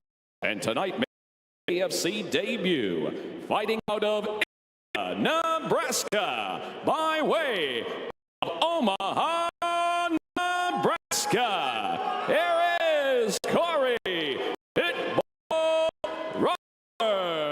Roberts. And across the ring, his opponent, fighting out of the blue corner. Tonight, he wears black and white. He stands 5 feet 9 inches tall. His official weight, 145.7 pounds. Tonight, he steps into the squared circle for the 3rd time. Fighting out of Papillion, Nebraska. Here is TJ Bad Boy Benson. And our referee in charge of the action, Andrew Glenn. Tonight's 3 judges have been assigned by the Nebraska Athletic Commission, which is headed by the former pro MMA fighter and one-time Chris Lights Out Lytle opponent, and one-time good friend Brian Dunn. Round number 1. They start off from scratch for TJ Benson. Big swings from Benson. Not ruled a knockdown. You see Benson appealing to referee Andrew Glenn. And Benson should be happy because his opponent is still hurt. He didn't get that 8 count. That's blue hand wraps for TJ Benson. You see both fighters in the black trunks. Red hand wraps for Corey Roberts. Big left hand. And Benson did exactly what he said. He's coming out with power to prove right away he is a heavy-handed guy. Overhand right from TJ Benson. Bouncing on the outside is Corey Roberts. Corey Roberts seemed to recover a little bit right now, but that was a low blow. Low blow, immediately recognized by referee Andrew Glenn. Time called. And that right there is exactly what Roberts needed. He was still a little hurt. He recovered very, very well right there, but this is going to help him out. Roberts will now have up to 5 minutes to recover from that low blow. Right on the cup. And that looked like a soft warning right there. It wasn't intentional. Benson's coming out and throwing hard punches right now, trying to take his opponent out. Sometimes the harder you throw, the less accurate they are, Sean. For all the talk of TJ Benson, slowly building the later rounds, he's had a rapid-fire start here in this bout. Well, I know he said he wanted to come out and establish power right away. Time in, right back to it. Overhand right just off the mark for TJ Benson. There's the jab from Roberts. Roberts on the right hand. Roberts looked like he landed a good punch there. Benson's on his bike right now. Roberts now coming forward against his former grappling coach. Roberts, rear right uppercut and the bolo punch. Oh, look at Roberts right now. He's feeling he landed a good punch and he knows it. He's stalking his opponent hands down. 55 seconds remaining, round number 1. Overhand right misses. Clean shots on the inside. Big shots from Corey Roberts. Good job by Benson of tying up right there. He is hurt, Sean. Over the neck, guillotine position, draws the immediate break from referee Andrew Glenn. Back and forth momentum here in round number 1. The momentum with Corey Roberts to the body. And that is ruled a knockdown. First knockdown of this fight. Roberts doing what he said. Wants to go to that body as soon as Benson balls up, covers his head. He's throwing to the body. Good to go. Mandatory 8 given to TJ Benson from referee Andrew Glenn. Right back to it. Benson cannot just sit here and take those punches. He's got to start getting off first. Landing those hard shots back to where he was earlier. Left hook, right hand, right hand. 15 seconds remaining, round number 2, and that is knockdown number 2. 4, 5, over here. 6, 7. I mean, Benson doesn't look like he's getting hurt badly with these shots, and that's why it's very easy for the referee to let this go. Final seconds, round number 1. Overhand right from TJ Benson, blocked deftly by Corey Roberts. Roberts in full stalking mode, takes the left hand again from TJ Benson. And Benson is just throwing those punches as hard as he can right there, winding up and throwing. You got to be careful doing that. That really wears you out. And the problem is the way he's throwing that right hand, Roberts just sees it coming every time. It's telegraphed. You cannot do the mix in some straights, some hooks. Next stop, round 2. And we're going to see the very beginning. Watch Benson comes out, just landed. Not really right there was that right hand that really hurt his opponent. Definitely could have called that a knockdown, which they did not. And here's those hard body shots we talked about. Roberts said his opponent has a weak body. Body shots are going to be key, and he's true to his word right there, letting a lot of hard body shots. Every time Benson covers up, he bends over at the waist, and that exposes that body. Good. You're doing good, all your opponent has to do is land those hard body shots, and that's exactly what's going on. And right now, Benson's being too telegraphed with those overhand right hands. Robert sees them every time, avoids them a little bit, and comes back with down the pipe. shots. 1, 2. TJ Benson said as much in our fighter meeting. He said, I don't think Corey Roberts has huge power, but I think he will throw heavy to my body. Round number 2. Overhand right. There's the left hand from TJ Benson. Bouncing this step from the outside of Roberts. Closing distance now from Corey Roberts. And I like what Benson's doing now. He's not just throwing the overhand right. He's following that with a left hook. Benson left hand, right hand. Hard on the entry from TJ Benson. Trying to snatch the half tie plug. Step back. Benson said he wanted to get inside and move his opponent around. Felt like he was a bigger, stronger guy. 35 remaining round 2. Huge right hand from Corey Roberts after the TJ Benson jab. Left to the body, right hand. More big shots. Benson covering up knockdown number 3. You got to wonder how long the referee is going to allow this to continue. You can see Benson just looking very dejected right now. Not sure if he's getting a nope. Count of 9, the count of 10, and the win for Corey Roberts in his BKFC debut. Corey Robinson right now getting that sweet revenge he was talking about, Sean. Knows this has been bothering him for 9 years. Not anymore. Corey Roberts said, it's added motivation for me, not just because I'm facing my former grappling coach, but because I'm facing the man in TJ Benson who defeated me in pro MMA. And Sean, it was just the body shots that set this up. Every time he landed a hard body shot, Benson went into this defensive mode, and then he just continued to unload punches until the referee was right there waiting for this knockdown, and Benson just did not want to get back up. Great start to this fight from TJ Benson. Then Corey Roberts playing a lot of defense, staying on the outside, started to find his range, his rhythm, his timing. 3 knockdowns to the knockout for Corey Roberts. And I thought it was a big advantage right there. The referee didn't call it a knockdown because Benson jumped on him right away. Roberts was still hurt, and luckily he survived right there. He could have taken 1 or 2 more shots and been knocked out. Did a good job of weathering that storm, waiting for his time, waiting for his offense, did a game plan, worked the body, and it worked. We go to Jeff Houston. Ladies and gentlemen, our referee in charge, Andrew Glenn, reaches the count of 10 at 45 seconds into round number 2. For your winner by KO, Corey Pitbull Roberts. Now, it wasn't a true knockdown, but Benson really landed a good punch, almost got the knockdown, and I like seeing Roberts come back, just look fantastic, dealt with adversity. I love that fight. He looked great. An outstanding start to BKFC 43. TJ Benson versus Corey Roberts. Strong start in round number 1 off of scratch for TJ Benson. Then Corey Roberts knocking down Benson twice in round number 1, knocking him out in round number 2. Victorious by way of second round KO, Corey Roberts defeats TJ Benson.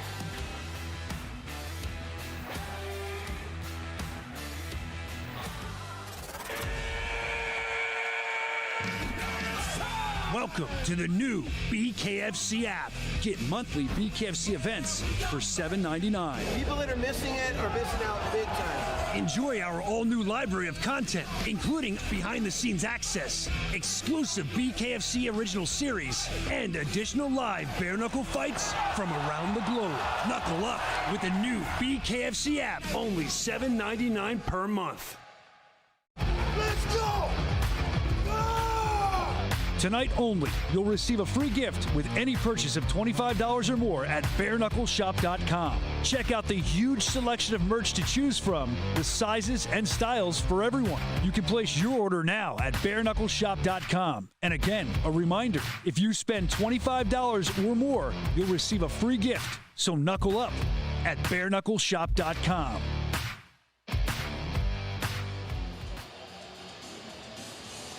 Just getting started here, the gateway to the West, Omaha, Nebraska. Bare Knuckle Fighting Championship is brought to you by Bucked Up Energy Drink, OnlyFans, Crescent Tools, and Lions Not Sheep Apparel.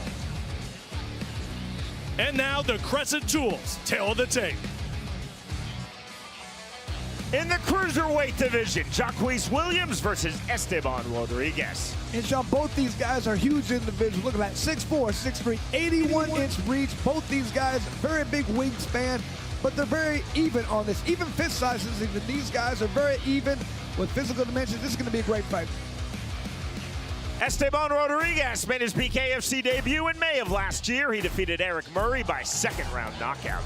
And Sean, when Rodriguez came in, he was so excited, so eager, and so confident in himself. I couldn't wait to see him fight, and he delivered on all aspects. He was energetic. He came in throwing hard punches the entire time, pushed a very tough opponent around. Look at that, just hard shots the entire time.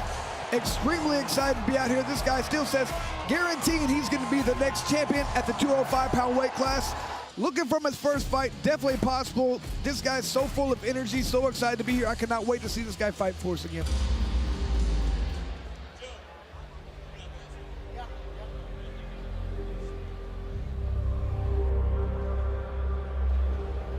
One of the biggest personalities in all of BKFC, and that definitely means something.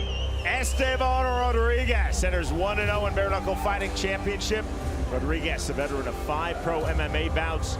Esteban Rodriguez is ambidextrous. He told us in our fighter meeting he will keep switching stances. He said, I'm putting a premium on my footwork. And he said, I want to utilize, quote unquote, strategic pressure. That's his main thing. Says he's going to clean out this division with that pressure. Feels like he will cut angles, he applies pressure. His footwork and his cardio are going to be the key to continue to push that pace. Rodriguez said, I'm willing to open up and take chances to record a memorable knockout versus Jacquees Williams. Rodriguez said, not only am I ambidextrous, but I feel that I have equal and legitimate knockout power in both hands. Feels like the clinch and his dirty boxing are going to be big for him. Feels like he's willing to brawl. He said, no matter what, no decisions.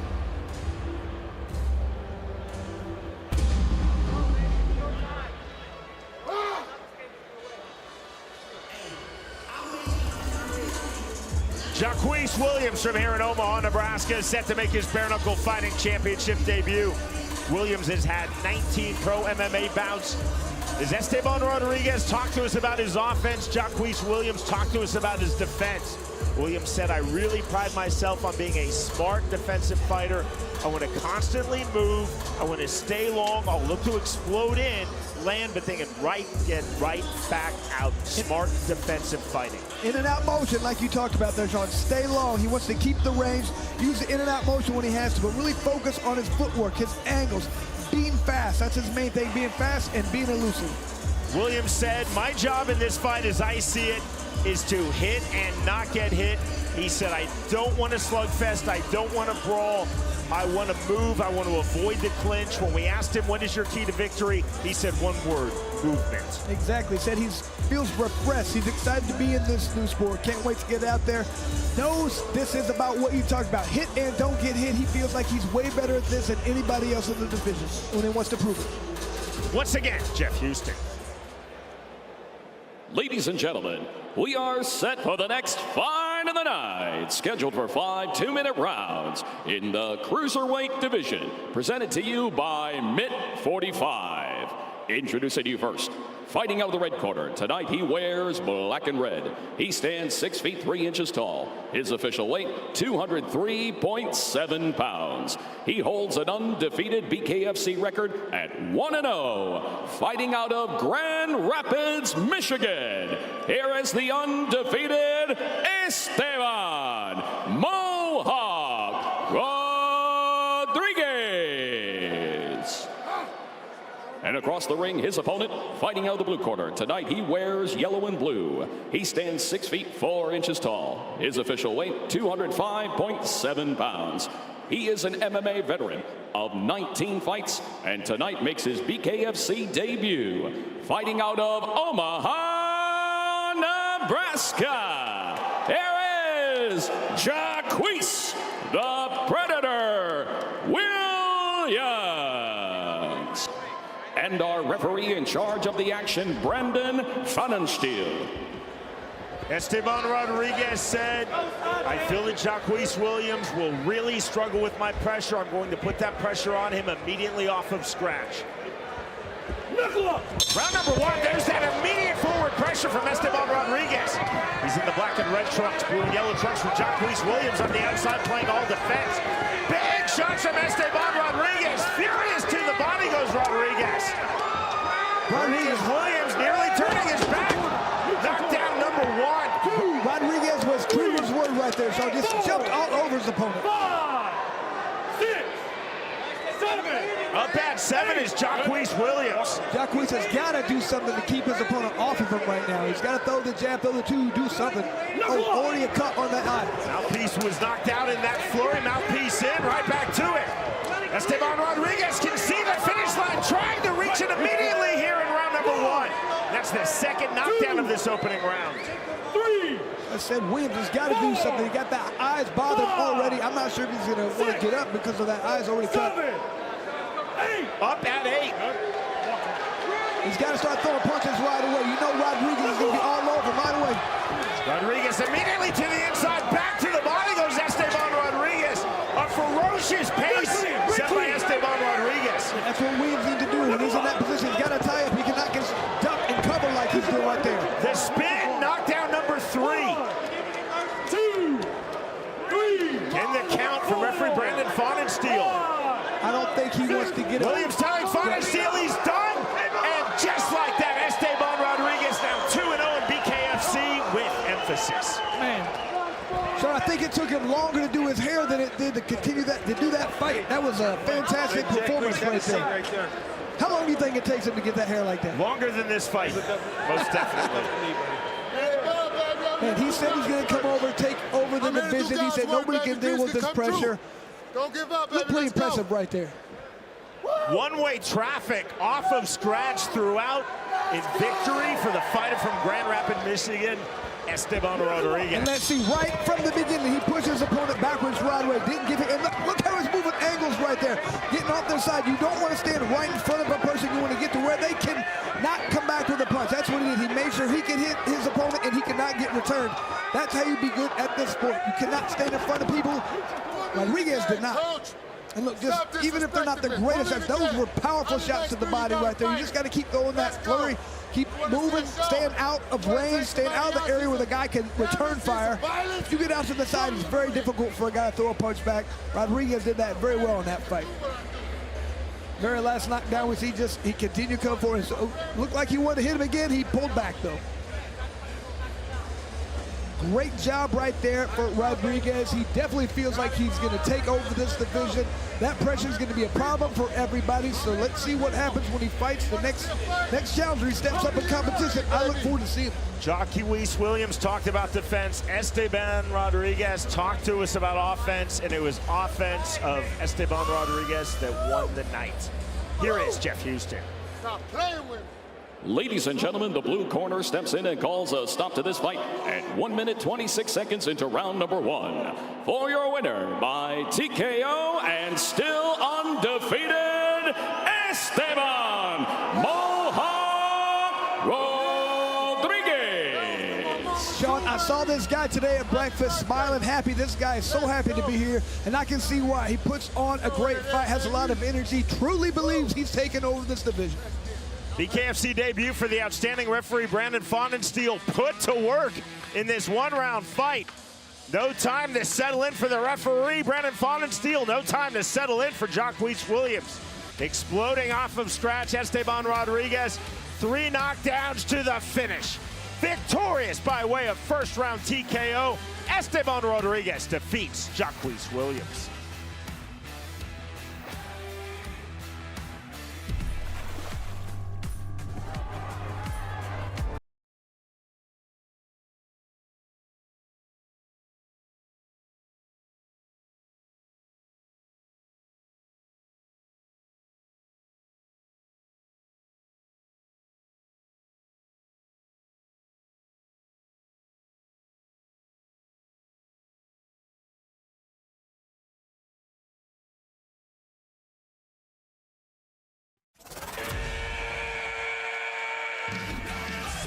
Welcome to the new BKFC app. Get monthly BKFC events for $7.99. People that are missing it are missing out big time. Enjoy our all-new library of content, including behind-the-scenes access, exclusive BKFC original series, and additional live bare-knuckle fights from around the globe.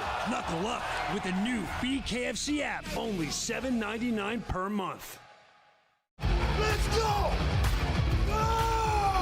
Tonight only, you'll receive a free gift with any purchase of $25 or more at bareknuckleshop.com. Check out the huge selection of merch to choose from, the sizes and styles for everyone. You can place your order now at bareknuckleshop.com. And again, a reminder, if you spend $25 or more, you'll receive a free gift. So knuckle up at bareknuckleshop.com.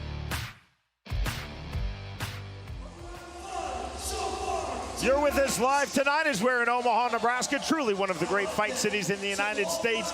This is our preview, Bare Knuckle Fighting Championship. At the top of the hour, our main card begins. The way to watch, of course, is on the Bare Knuckle app. Chris, you can watch our next show. It will be Friday night, June 9th in Great Falls, Montana, on the BKFC app. BKFC 44, our top 4 fights of the night, presented by Mid 45. Chris, let's start with our main event for the BKFC 145-pound world title.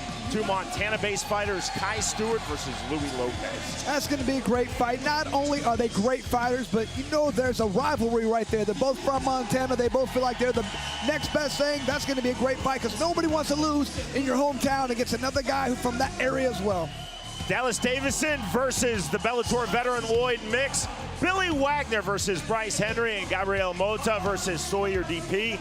That is Friday night, June 9th, BKFC 44 in Great Falls, Montana. To purchase tickets, go online to bkfc.com. And of course, the way to watch it is how you're going to watch our main card tonight, which begins top of the hour from here in Omaha, Nebraska on the BKFC app. So an intriguing main event in Montana next month, Chris, an intriguing co-main as well. Yeah, we've talked about this before. Lloyd Mix, last time, I mean, just a different fighter than he used to be. He's relaxed. He has a very different calm zenness about him, but he fought very well when he was fighting like that. And Dallas has been nothing short of great, so that's going to be a great co-main event. Again, top of the hour, we're counting down. It is 8 o'clock U.S. Canadian Central Time. Our main card begins BKFC 43, and on that main card, our co-main event of the evening in the middleweight division, Noah Cutter, as you see that exclusive look presented by OnlyFans, will be facing Dakota Cochrane, one of the most popular fighters here in his home state of Nebraska. He's a veteran of the Ultimate Fighter, a veteran of Bellator, and a veteran of Bare Knuckle Fighting Championship. And what a great co-main event right there. These two guys never put on boring fights. You want that for the co-main event. 2 guys from this, and this is going to be such a great fight. I cannot wait to watch this, Sean. Our worldwide preview continues. Now our final prelim of the evening before our main card begins. Crescent Tools brings you the numbers for this bout at 145 pounds. Josh Krejci versus Tommy Stratum. And Sean, once again, the theme here with the first 2 previews and this third one, I mean, just extremely even on tail of the tape. Both guys 5'7", 71 inch, 70 3 advantage, very similar. These guys, it's just very good matchup fights we have here, very similar in all aspects. The South African Tommy Stratum made his BKFC debut last November. He defeated Cody Lamb by 2nd round KO. And Stratum just said he wants to use some great boxing. That's what he did. Nice straight punches the entire time. Look at that, just a little bit of head movement right there. Feels like he knows when and where punches are coming. He developed this range very well. It's hard for a lot of people to develop range in bare knuckle. Tommy took to it really well. Just waited for the right time. Moved out, just out of the way. Look, just out of range. Beautiful job right here. Just out of range, just enough. Landed little shots, straight punches. Great fundamental boxing is what he used to get that victory. Says he's going to do the same thing tonight.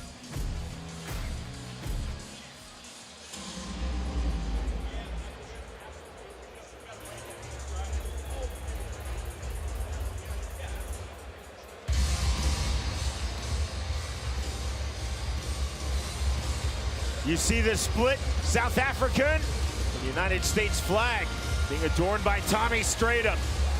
Stratum enters 1-0 in Bare Knuckle Fighting Championship. He's had 9 pro MMA bouts, 16 in pro kickboxing.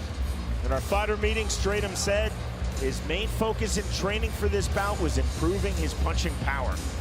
Definitely wanted to work on that, but he feels like the main thing, he wants to control distance. He does that by keeping him back in the center of the ring. He wants to control when and where the fight happens. Stratum also said, I want to control the center of the ring versus my opponent, Josh Krejci. I want to establish my jab and my left hook, start on the outside, and then slowly and smartly work my way to the inside. Knows he has to watch out for those wild punches of his opponent, work on fakes, using those fakes to see exactly where his opponent's going to block and then counter from there. Josh Krejci made his BKFC debut in May of last year. He defeated TJ Benson by 4th round knockout. And nothing but power shots. Josh came throwing hard punches the entire time.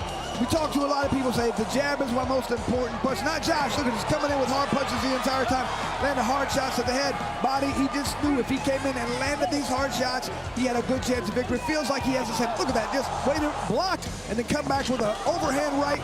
Great job right there, just waiting for the right time. He knows if he blocks and you throw that punch, you cannot defend yourself. That was a great strategy right there.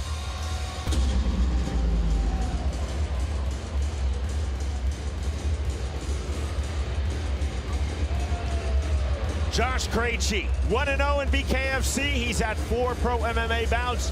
He is a United States Marine Corps veteran. While in the Marines, he served in the same company as Mike Richmond. Krejci in our fighter meeting said, I want to work from the outside. I know I cannot stand directly in front of Tommy Stratum in this bout. Krejci said, I absolutely have to avoid Stratum's clinch. Has to use that in and out motion, he feels like you talked about, no clinch. If he tries to get clinch, he wants to push away and land hard body shots. Come with angles to get in there. Krejci also said, I have to keep being first. I have to utilize my speed and my quickness. Krejci said, I have to not only avoid the clinch, I cannot let Tommy Stratum establish himself on the inside. Well, it feels like the key for his victory is volume. He knows he's not going to go out there and land one punch to get the knockout, but he feels like if he continues to land volume, he has a good chance of stopping his opponent. Once again, Jeff Houston.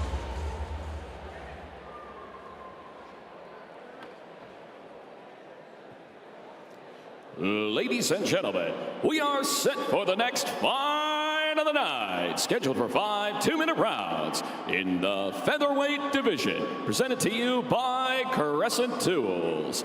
Introducing to you first, fighting out of the red corner, tonight he wears green and gold. He stands 5 feet 7 inches tall. His official weight, 148 1/2 pounds. He holds an undefeated BKFC record at 1-0. Fighting out of Plainview, Nebraska, by way of Johannesburg, South Africa. Here is Tommy the Farmer Stratum. And across the ring, his opponent, fighting out of the blue corner. Tonight, he wears white. He stands 5 feet 7 inches tall. His official weight, an even 145 pounds. He also holds an undefeated BKFC record at 1-0. Fighting out of Omaha, Nebraska. Here is Jarhead Josh Krejci. And our referee in charge of the action, Joe Doherty. Tommy Stratum said, I know Josh Krejci will want to make this a brawl. I want to be smart. I'm always willing to brawl, but I want to utilize my skill set, utilize my punching. You ready? You ready? Draw the line. Joe Doherty calling both fighters up to scratch. Knuckle up. Round number 1. Slight touch of hands for both fighters.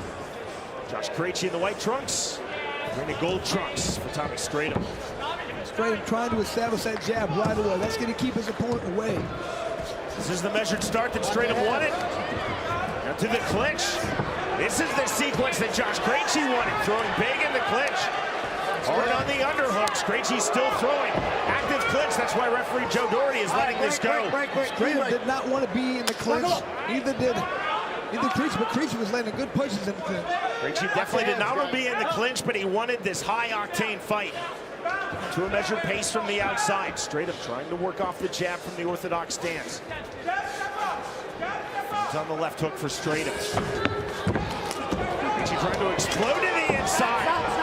He ruled a double slip by Joe Doherty. It's a slip. Oh, looks like a little bit of blood Here we already. go. That's a slip. Knuckle up. Krejci, you see, cut under his left eye. Entry on the overhand right from Stratum. Get into the clinch. Krejci throwing again to the body. I'm surprised Stratum's trying to, he's getting inside the clinch. I'm surprised he's not trying to stay out and just work that cut right now. See the head movement from Stratum, the South African, holding center of the ring. Stratum loading up, sitting back on the right hand. Entry now for Tommy Stratum. Krejci again throwing to the body from the inside. Hard turn by Tommy Stratum, and down goes Josh Krejci. Here we go. Here's the Another, slip. that was on a knockdown against Ruled a slip by referee Joe Doherty. 20 seconds remaining, round number 1. Bounce in this step of Josh Krejci. Entry on the left hook from Tommy Stratum. Krejci again to the body with the right hand. We'll see how referee Joe Doherty rules this. Rules that a slip. So a lot of bodies hitting the ground here for no knockdowns. Entry on the left hook for Stratum. And that is ruled a knockdown by referee Joe Doherty at the end of the round. Is it? Possibly. Now picking up the count. You cannot be saved by the bell in any round. Here's the count from Joe Doherty. So Krejci is a bloody mess right now. Hey, you good to fight? There's the mandatory 8. Doherty will assess Krejci. So Now we will move to round 2. For going down 4 times, he only got 1 knockdown right there. Scan the QR code on your screen. You can also go to BKFC.com. A reminder, coming up just under 20 minutes from now, top of the hour, our main card begins. It's BKFC 43 live tonight from Omaha, Nebraska. You can watch us live worldwide on the BKFC. I don't see how it is, but I might call time. And right here we can see a lot of the action on the inside.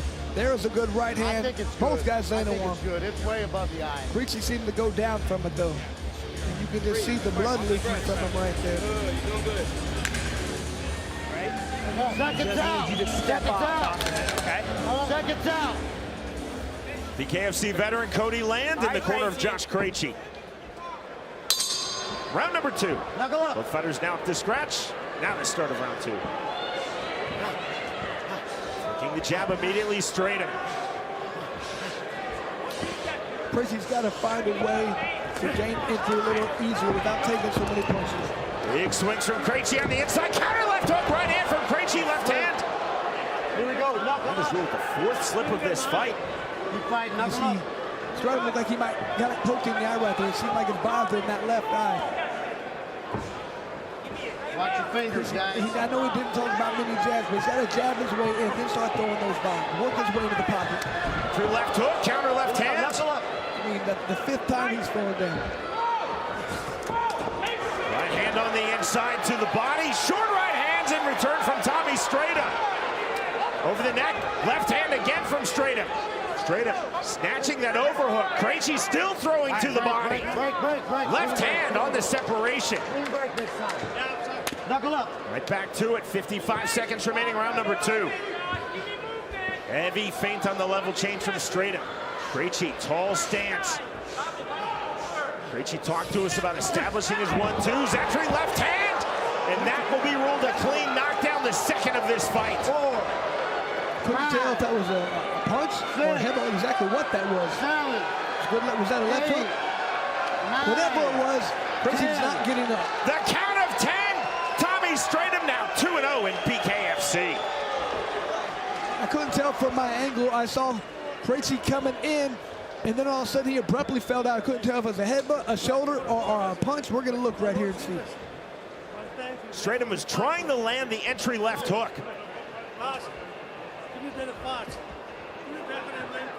Ran into that shoulder, it looked like, Sean. Here's real time, we can see.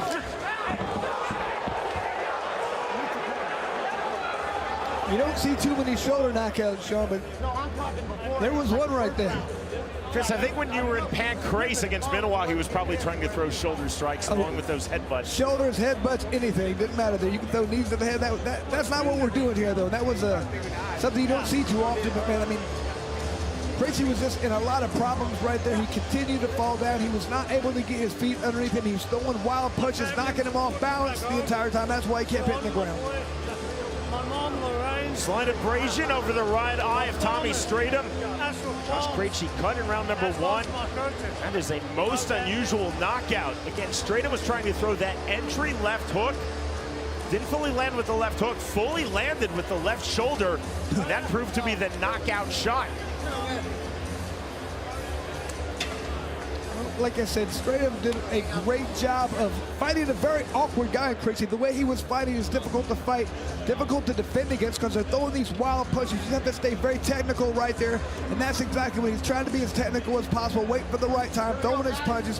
Krejci just could never get his feet underneath him because he had to start throwing these punches from too far away. Couldn't get inside. Josh Krejci is always game. I've commentated him not just in BKFC, also in MMA. He was game, he came forward, but Tommy Stratum was relaxed, heavy pressure, and that is a devastating left shoulder to the finish. Not his intent, but he will take it. Here's Jeff Houston. Ladies and gentlemen, our referee in charge, Joe Doherty, reaches the count of 10 at 1 minute 31 seconds into round number 2. For your winner by KO and still undefeated, Tommy the Farmer Stratum. And Stratum just shows another aspect of what he can do. He can fight awkward guys. He can continue to go out there, get better each fight, look very good, look very clean. Looks like he's a guy who could be a contender at this weight class. Josh Krejci, who talked about trying to avoid the clinch. When he was in the clinch, he did some of his best work, was bombing the body of Tommy Stratum.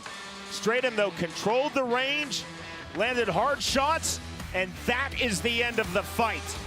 Victorious by way of second round KO, Tommy Stratum defeats Josh Krejci.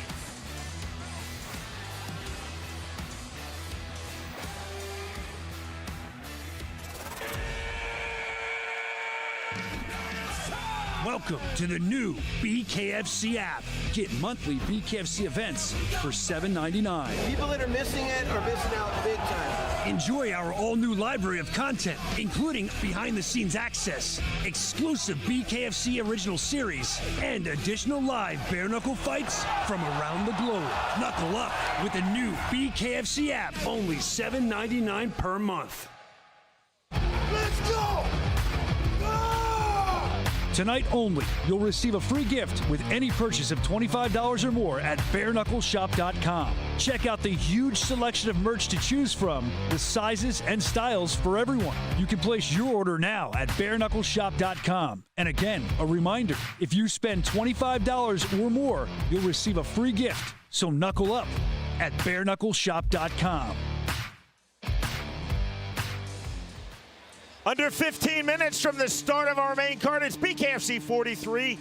You can scan the QR code right there on your screen. You can also go to bkfc.com. The way to watch is on the BKFC app.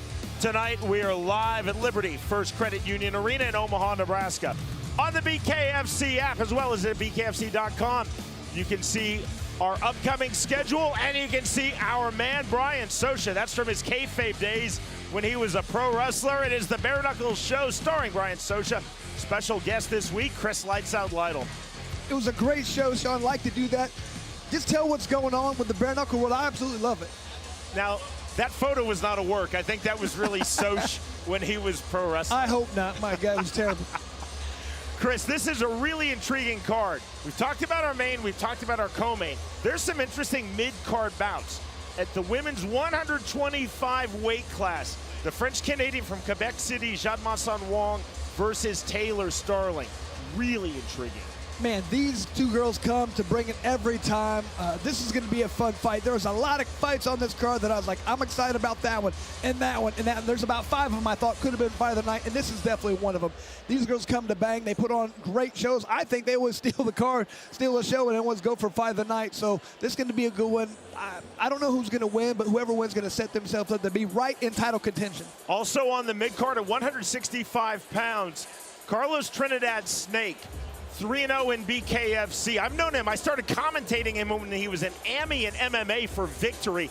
I saw his potential. He's been outstanding in BKFC against one of the best fighters on the Bare Knuckle Fighting Championship roster, Elvin Brito, the former BKFC 165-pound world title. And that's what I'm talking about, Sean. We have such great card. Those guys, that should be a co-main event in any other card, but right here we have so many good fights, so many things that could go for fight the night. I mean, that's one of them right there. It should be a great, very technical battle, and whoever wins that, they put themselves in title contention right too. How many times have we got a card where you got people this low on the card who are going to be, whoever wins it, they might be in title contention right there. And Chris, our main event, again, this is really intriguing.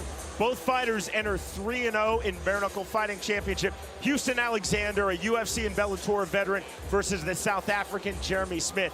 No animosity. There's real, I think, respect, to the point where Houston Alexander was talking at our fighter meetings with Jimmie Smith. They were taking photos with one another. They were smiling at the weigh-ins, but both fighters are coming forward. They've assessed each other's strengths and weaknesses. They both know that each other, they're coming for the fight. Both are very aggressive, talented fighters. Sean, it's very funny. You never know how things are going to go. We're doing our interviews, and all of a sudden the two guys meet, and they come forward like, what's going to happen here? But they were nothing but respectful to each other and hugging and shaking hands, but that's all out the window as soon as they get in there. They're both going to try and knock each other's head off. This fight, I don't think it's going more than 2 rounds. Again, at the top of the hour, our main card begins. Scan the QR code on your screen. Go online to BKFC.com. The way to watch is on the Bare Knuckle app. It is the BKFC app. You can watch us live worldwide. Tonight, beginning 10 minutes from now, we'll be in Omaha, Nebraska. It's BKFC 43. Right now, we take you back to the best of BKFC 42.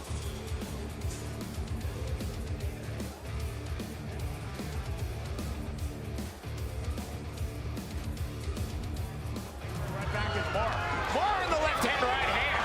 Marr with his back against the ropes, half tie plus. Hit on the counter right hand. Down goes Josh Marr. And that counter just right on the button right there, Sean. Movement again from Josh Marr on the counter. And Marr drops again on the counter. 2 knockdowns recorded against the flow of this fight for John Marr. Now 3 knockdowns here in round number 1. And that was with the flow of this fight. Marr trying to reach the finish line. More big shots, left hand, right hand, left to the body. Knockdown number 4. There's the bell. That's the end of this fight. For your winner by TKO, John Bernard. This is bout number 3 in Bare Knuckle Fighting Championship for Glendale Futrell. Ace Samples now set for his BKFC debut. Futrell fading with the rear right. Bolo punch, straight left hand. And that drops Glendale Futrell. There it was, right there. Inside lane those punches. Just overhand right again above the ear. For your winner by TKO, Ace Spades Samples. This is fight number 1 in BKFC for Dustin Long. Jonathan Miller, 1-0 in BKFC.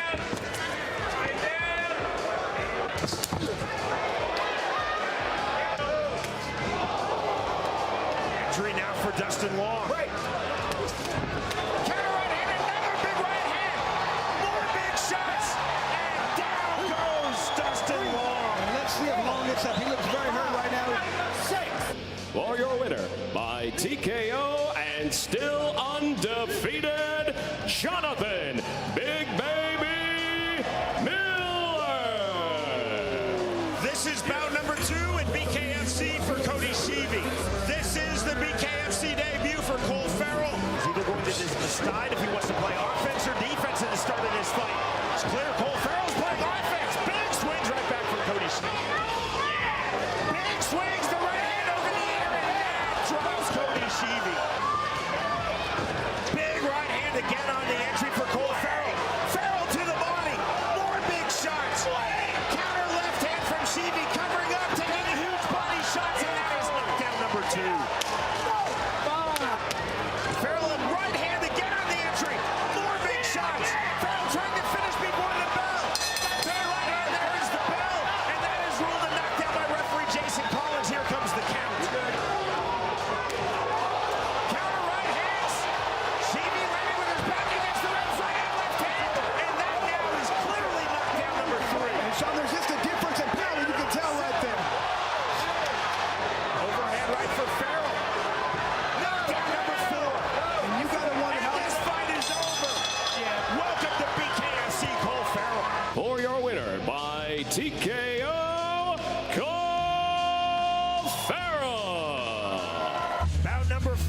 BKFC for LJ Hermreich.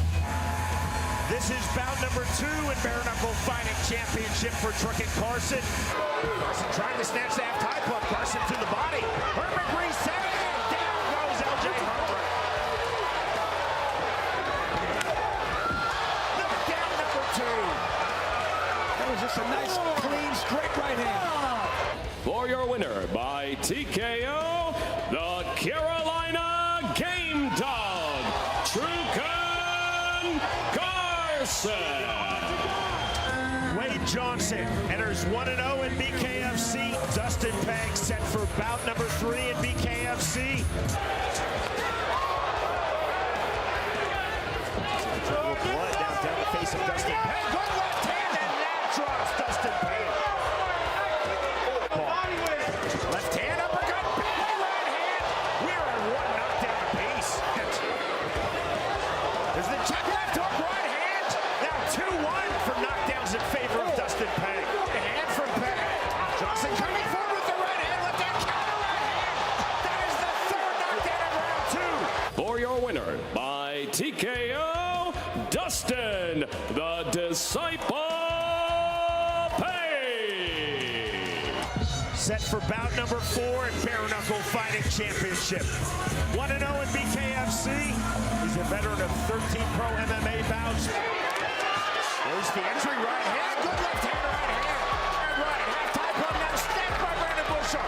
Bushaw left hand, right hand, counter right hand. Come on.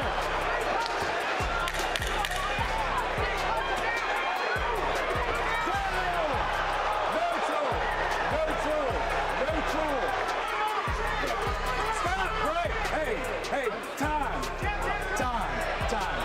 No, over. Come over here.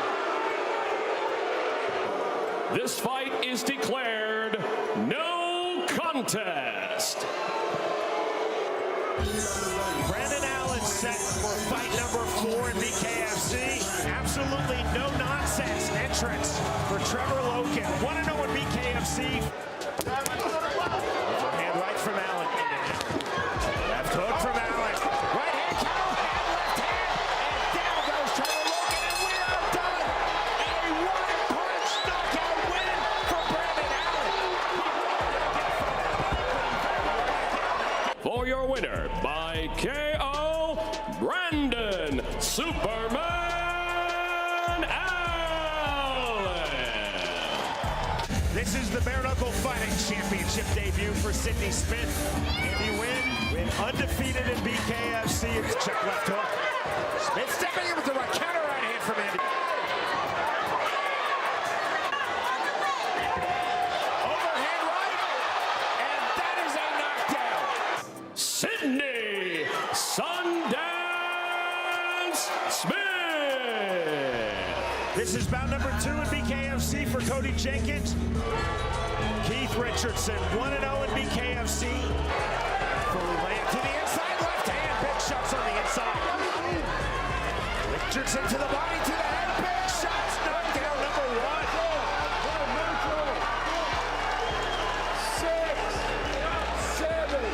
For your winner by KO and still undefeated, Keith Rockstar Richardson.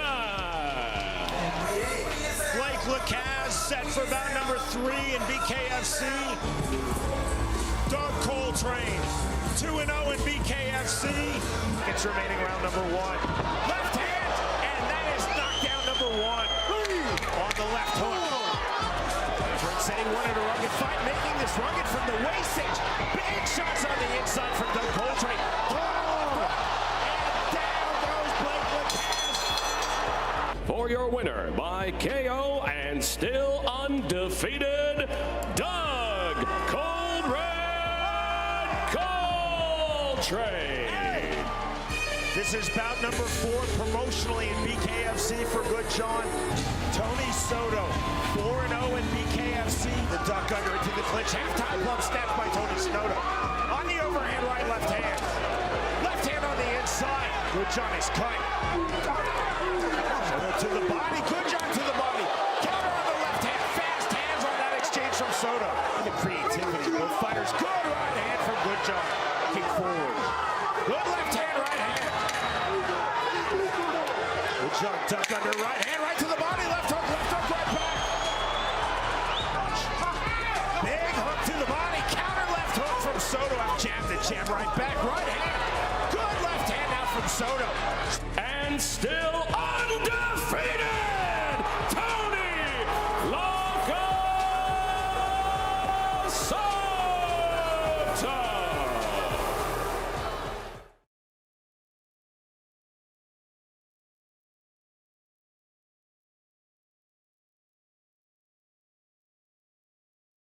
I don't care how much you weigh. I don't care how tall you are.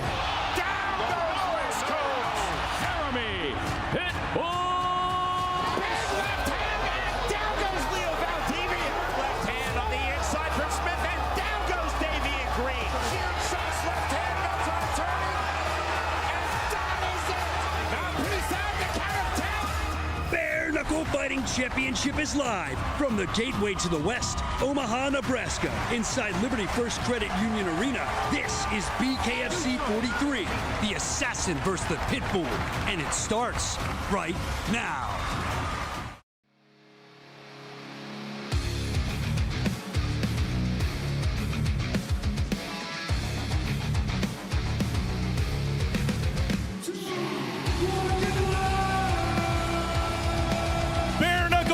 Championship is brought to you by Bucked Up Energy Drink.